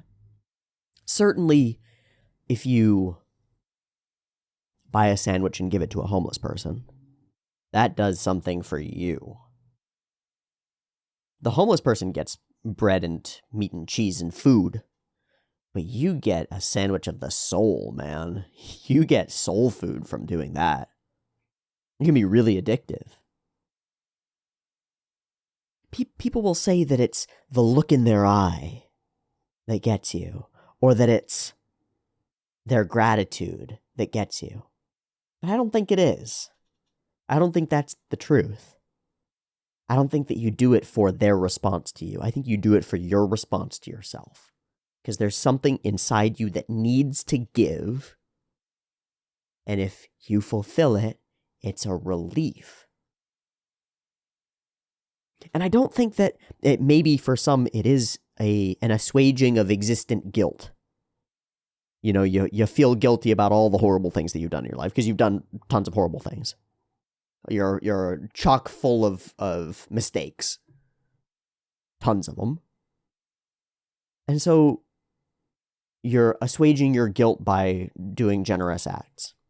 Maybe for some, but I think it's something more fundamental than that. The giver should be thankful. And so when you need things, ask for them. And there's an old book that says, ask and you shall receive, knock and the door will be opened. Pretty old book. A lot of people live their lives based on that. Seems to work. That's interesting. Certainly the opposite is true. If you do not ask, you will not receive. If you do not venture forth into the world with the perspective that perhaps there might be something worthwhile to find outside your door, you'll never find anything worthwhile. You won't even exit the door. You find what you seek, and you get what you ask for, and maybe the universe is glad to give it to you. Assuming you ask properly. Flip side is also super true. We suffer by our reluctances. If you're asked to do something and you find yourself reluctant to do it, you are the one who's going to suffer for that, not the person that you're refusing.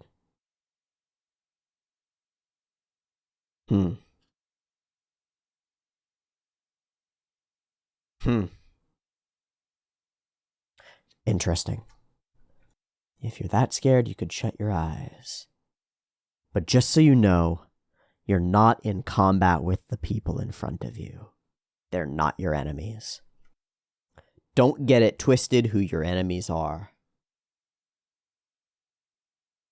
Who are Bocchi's enemies?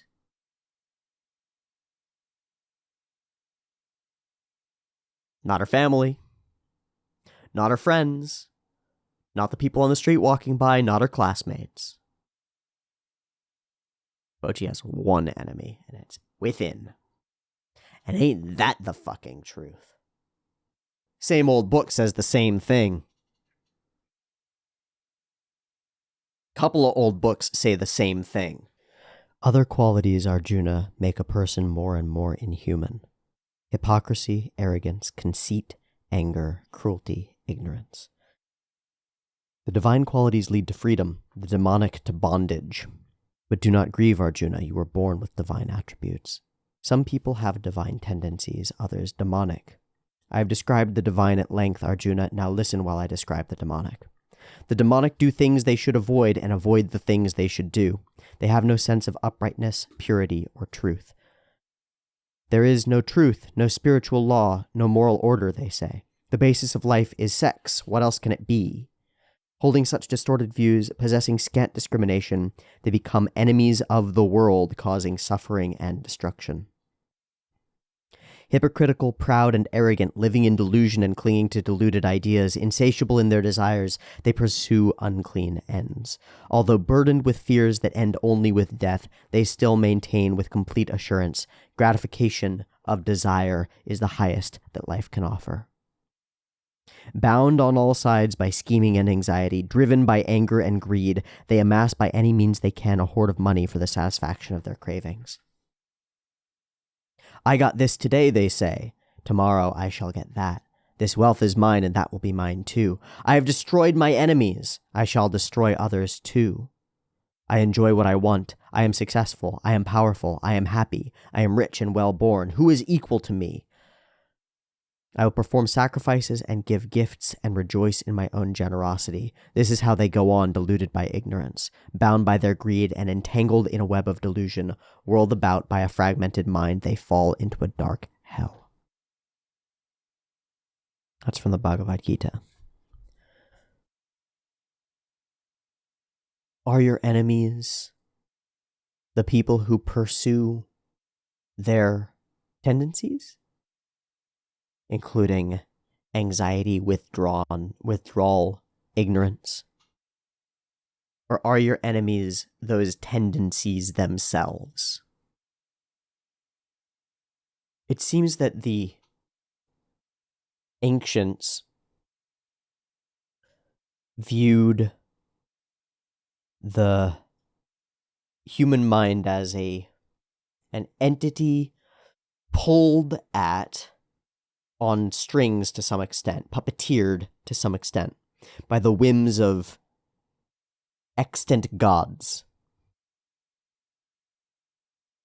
Ares, Mars, gods of war, wrath, gods of lust, desire, gods of resentment, gods of craving, hunger, externalizations of personalities with their own personas that dwell within you and within the minds of each of us, and that are, in that they are experienced universally, as real as people, if not more so. Like the figures that cast the shadows on the walls of Plato's cave. Your enemy is yourself is correct, but it's not quite correct. The enemies are your fractionated personas, the little machines that live within you that can rule you. The fearful you, the resentful you, the greedy you, the gluttonous you. List the 7 deadlies and you got them. But they're not external to you, they're in you. And so the enemy is the dark side of you. Not the people around you. They're not your enemy. But if you embody your darkness, they will be. Your actions call to and resonate with the same parts of others. If you act in accordance with Ares, Mars, war, wrath, you will receive that back from people. How could it be otherwise? You act resentfully and angrily and hurtfully to others, you'll get violence straight back at you. You act usuriously, greedily to betray and take from others, you'll get that right back too. You act harmoniously, generously, with gratitude and love for the self. What if you get that back as well? What if you view other people as enemies, they will be. If you view other people as allies, they will be. And there's mix and match. You can view other people as enemies, and you might end up being surprised by the generosity and goodness of others. But if you look for their failures, you'll find them, because everybody has failures. If you look for the good in them, you'll find that too, because everybody has a living spirit. Almost everybody. There are some dark people. There are some really malevolent people out there. And there are some brilliantly generous, seemingly really good people too. But it seems true that if you act in accordance with your own truth, that calls to the honesty of others. And that's exactly what happens over the course of this performance. Bocchi plays her truth, and a couple of the people who are watching cannot help it. They're pulled out of themselves, just like I've said, like it reaches out and grabs your heart and yanks it out of you, and It calls to the spirit of compassion, the spirit of joy, the spirit of creativity within you. Awe, admiration, the desire to maybe be like that. It calls to it and it enables it. And they return your generosity with generosity.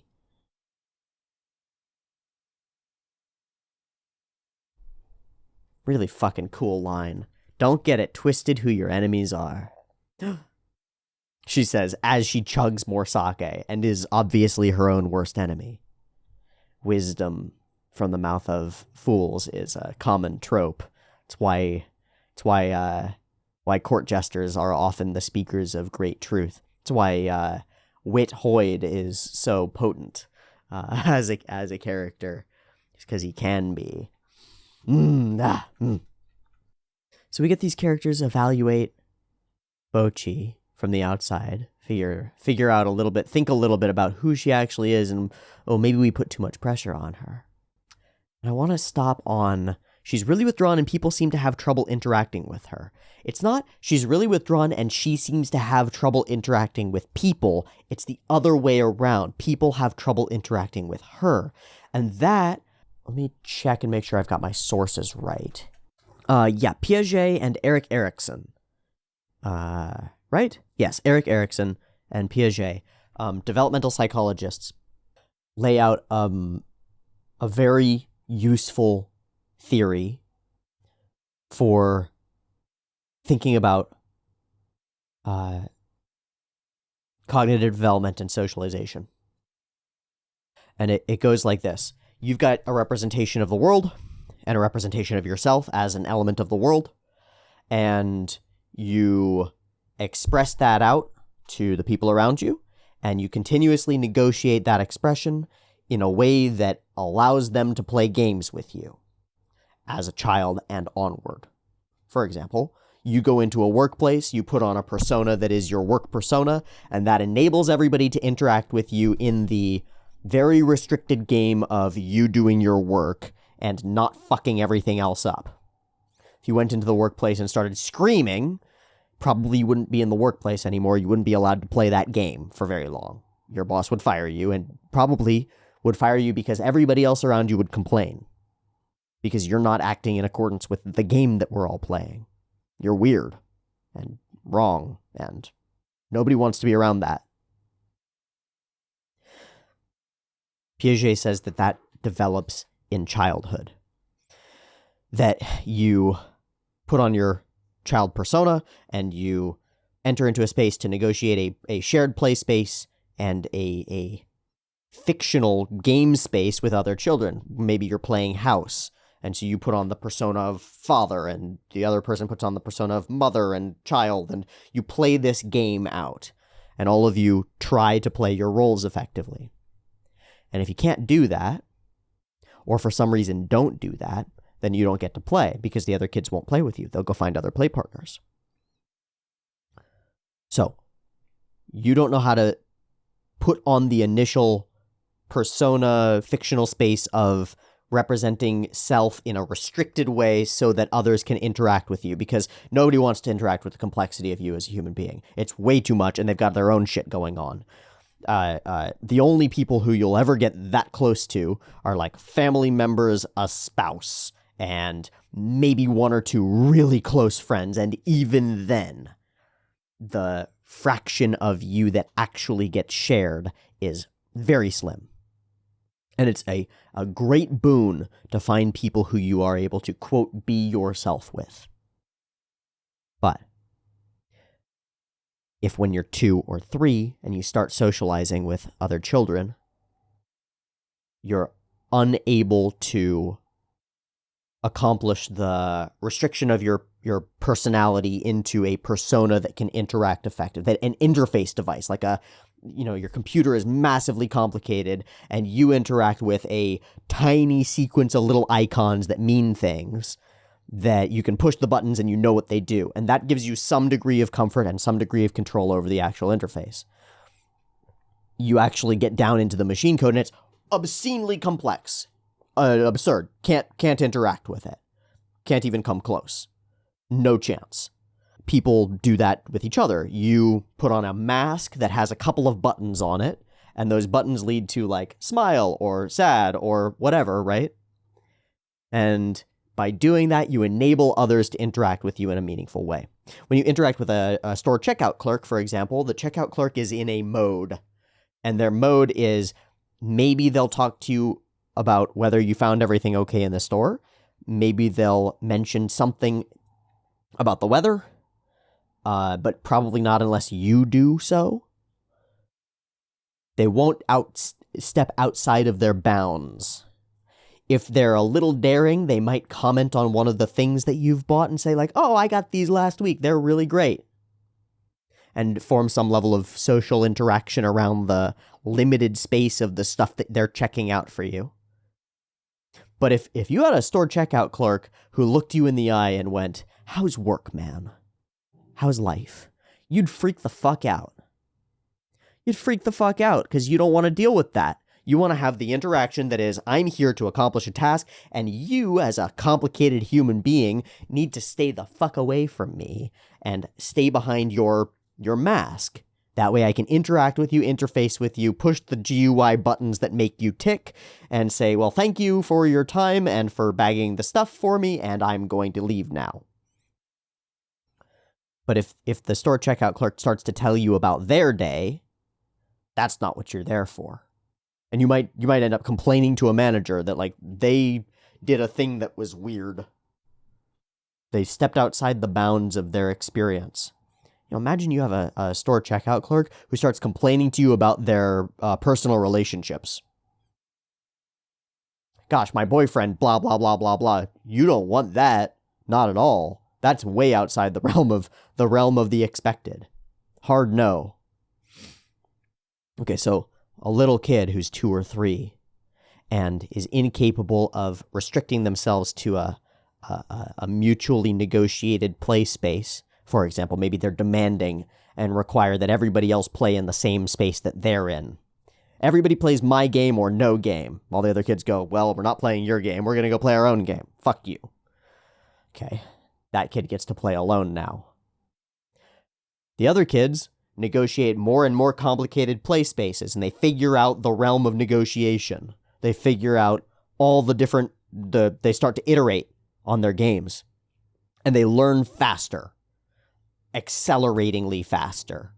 Within months, the games that they're playing are 10 times more complicated, and a year after that, they're 100 times more complicated, and you're stuck at stage 1.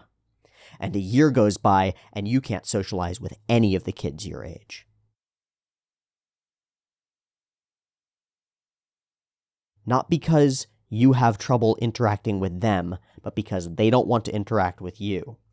A kid comes up to you and goes, "Let's play house." And you go, "I don't play house. I play with Tonka trucks only." And they go, "Okay, I'm going over here." Because their well-socialized attempt at bringing you into a negotiated play space didn't work. They have trouble interacting with you. You're not interactable with. You don't have a GUI. You don't have a graphical interface that they can push the buttons on and get expected results out of. Or you react in totally unexpected ways to their advances. Like, they say hi and you freak out and withdraw. They go, "That's not the expected response. I'm going to go find somebody who has the expected response to the behavior that I've done 400 times with other children and always had the same response." Which is like, I do the little play dance, you smack me. What the fuck? No thanks, I'm out of here. And so the kids that fall behind fall further behind, and then further behind, and then further behind. And there's no catching up. And that's exactly what happens structurally with Hitori from the very outset. All the kids are going to go and play, and Hitori doesn't know how to say, "Yes, I want to play too." And so she doesn't get to play, and because she doesn't get to play, she never gets to play. And if you never get to play, play is interaction, play is learning, play is self-teaching. It's the way our societies structure themselves from the child up. It's the negotiated space. It's the right way. We're social animals. We have to be able to socialize, and we learn that as children, and we learn it at pace with all the other children around us. And if we don't, there's a problem. She's really withdrawn, and people seem to have trouble interacting with her is right on. It's right on. Because it's so easy to look at Hitori and say, Hitori has problems interacting with others, and it's true. But it's that others have trouble interacting with her. It only takes a couple times for the students in your class in high school to go, "Hey, we're all gonna go karaokeing. You wanna come?" And you go, "No." And they go, "All right, you suck. Peace. We're gonna go have fun without you." No loss to them. Others have trouble interacting with her. She shuts down all the advances that others might bring upon her. Unless they're able to overcome that and maybe are a little bit stupid and a little bit uncaring, maybe a little bit generous too. Maybe a little bit forgiving. Maybe a little bit understanding. This is getting worse and worse and more common. Because we don't have to interact with each other as much. Face to face, physically, eye to eye. We learn on screens. We fear socializing our kids. Putting them in physical play spaces together. Well, they'll get each other sick. Yeah. They'll spread viruses to one another. Yeah.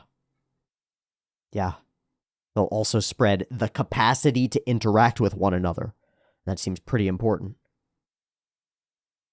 But it's too late to overcome those layered boundaries for Hitori. You can't go back to being 2 and relearn how to play properly, how to say yes to the world properly. So you have to generate a new set of personas with fucking work. And that's the story. That's the story of Bocchi the Rock.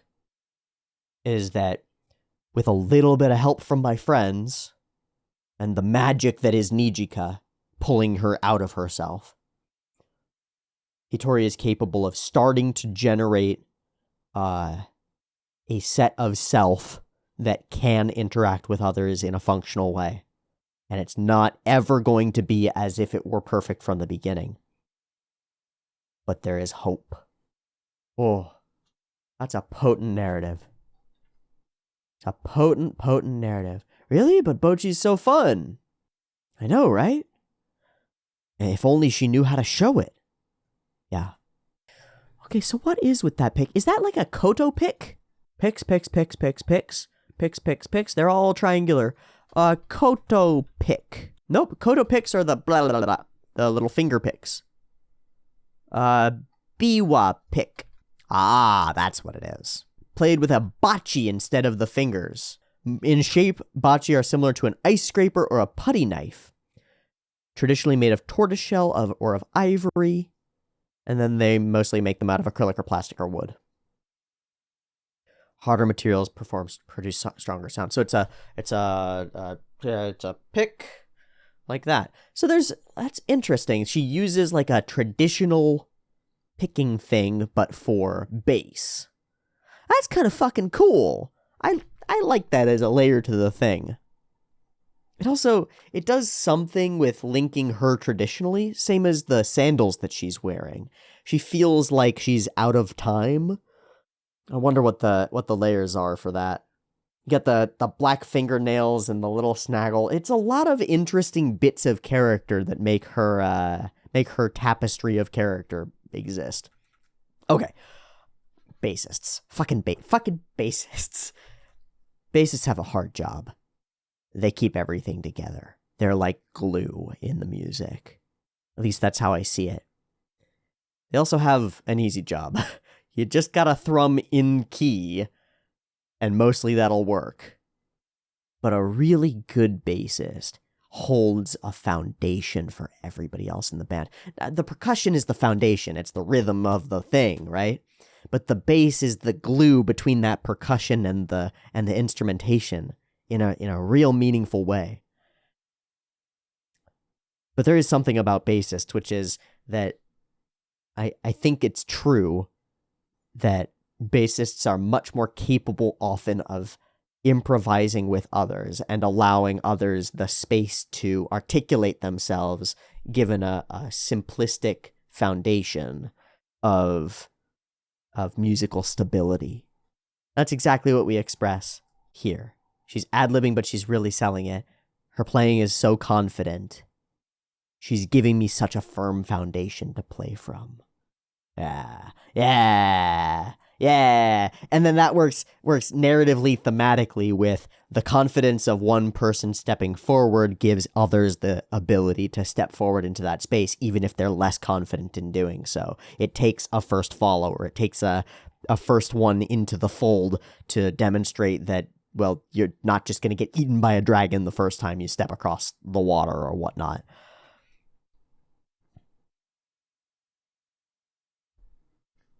Crossing over.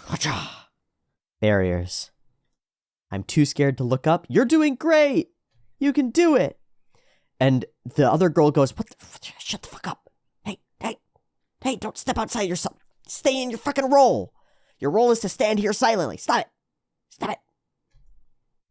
She can't. She's compelled. She empathizes. People can be good. Oh, the guitar girl seemed nervous, so I just had to encourage. Yeah, that's a real spirit, too. That's a real feel. A real vibe. You see somebody trying to give a speech and they sort of stumble over the first steps, but you know that they've got it. It's like, come on, you got this. Yeah, ganbate. Okay, so I just got back from the gym. I'm currently editing, and I had exactly this happen at the gym. I was standing there, staring down 275 pounds on a deadlift bar. I haven't touched over 225 pounds in a while. I had an injury and have been slowly ramping up, and I felt pretty darn good today, so I put some additional weight on the bar and decided to go for it and was uncertain of how it would go. And a dude, young guy, 10 feet away from me, sees me sort of staring at it. Never met him before, never spoken to him before. But he goes, you got it, man. Come on, you could do it. Exactly the same idea. You see somebody attempting to accomplish something, and something compels you to step outside yourself and go, come on, because you want to see other people succeed. Unless you're built on malevolence and, like, evil, and are like, I hope that guy gets hurt. I hope he gets destroyed. Yeah, that'll show him. And maybe you are that way because you look at a person and they're lifting more weight than you, and you go, oh, fuck. You demonstrate to me that I'm insufficient. But if you got a head on your shoulders, you do the opposite. You say, "Come on, man, gosh, let's go." And then they do the thing, and you go, "Wow, you did the thing," and you feel, in some weird way, you feel like you've contributed to it, even if you haven't. You kind of have, and it kind of does work. So anyway, I just had to throw that out there because it was a real-world experience of the exact same phenomenon, and I thought that was pretty cool. You get this cool rotating shot. Bam, the eyes open. The world expands out from her. Boom, we see the awestruck faces of everybody who are watching. We have a wall between her and them.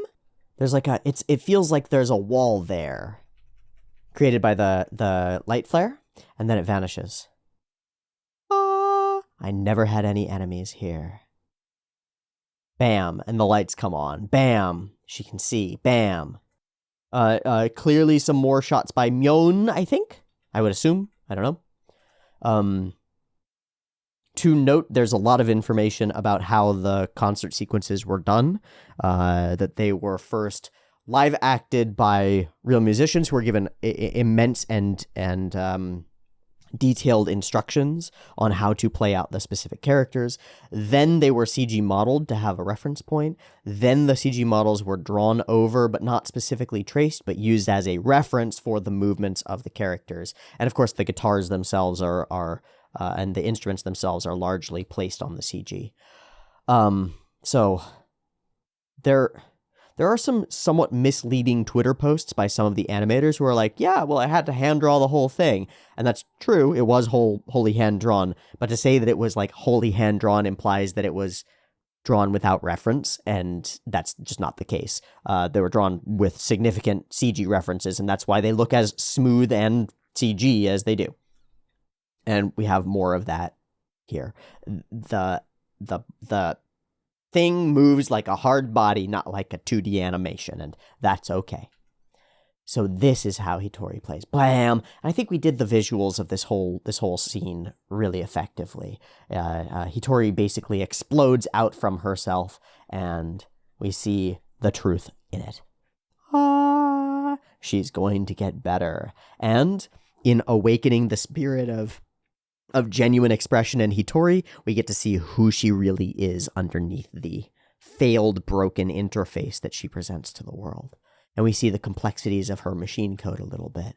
And that's where the magic is. That's where there's something divinely interesting about you, actually, underneath all the layers of paint. I think that's true of everyone. Got some layers of paint on you, and if only you were willing to strip them off and show your real self a little bit more, the light would shine straight out of your eyes. like Aang exploding with Avatar state goodness. I mean, it's built into you for 3.5 billion years of life stretching backward, is this ability to know how to manifest yourself in the world in an effective way. And every single one of your ancestors had it. And so to imagine that you don't, that you're somehow a failure, is to make that true. But it's not true if you don't believe it. Fuck yeah. Fuck yeah, I could do it. If I keep playing, will I see more faces like this? Yes. I think I'd like that. Self-motivated. Bam. Okay, 1836, there's a Frozen moment where she gets all shockified.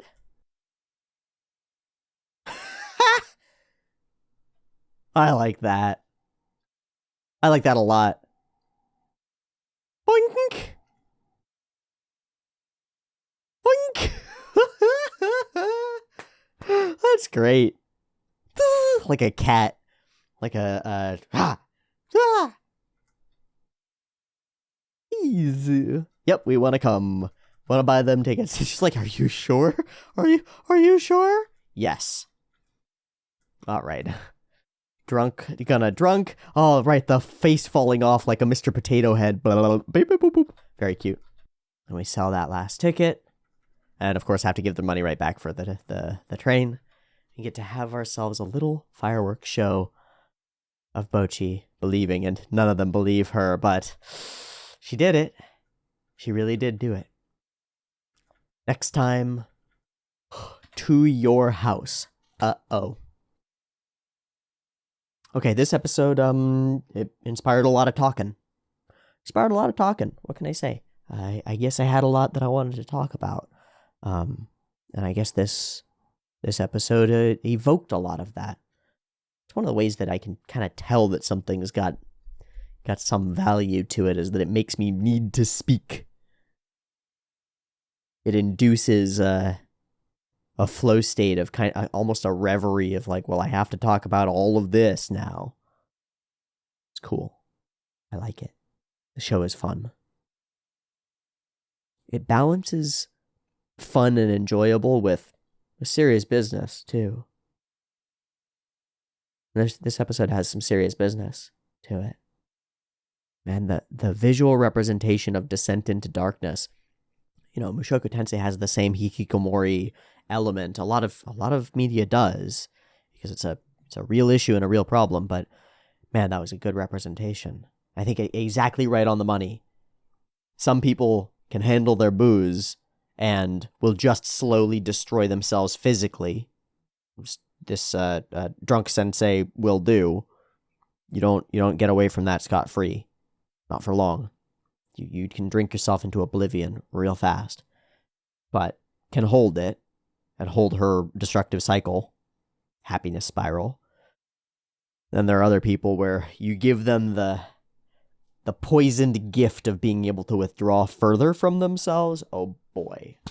Whew, off the cliff. I think that's exactly right. I know that it's exactly right because that's what I tend to.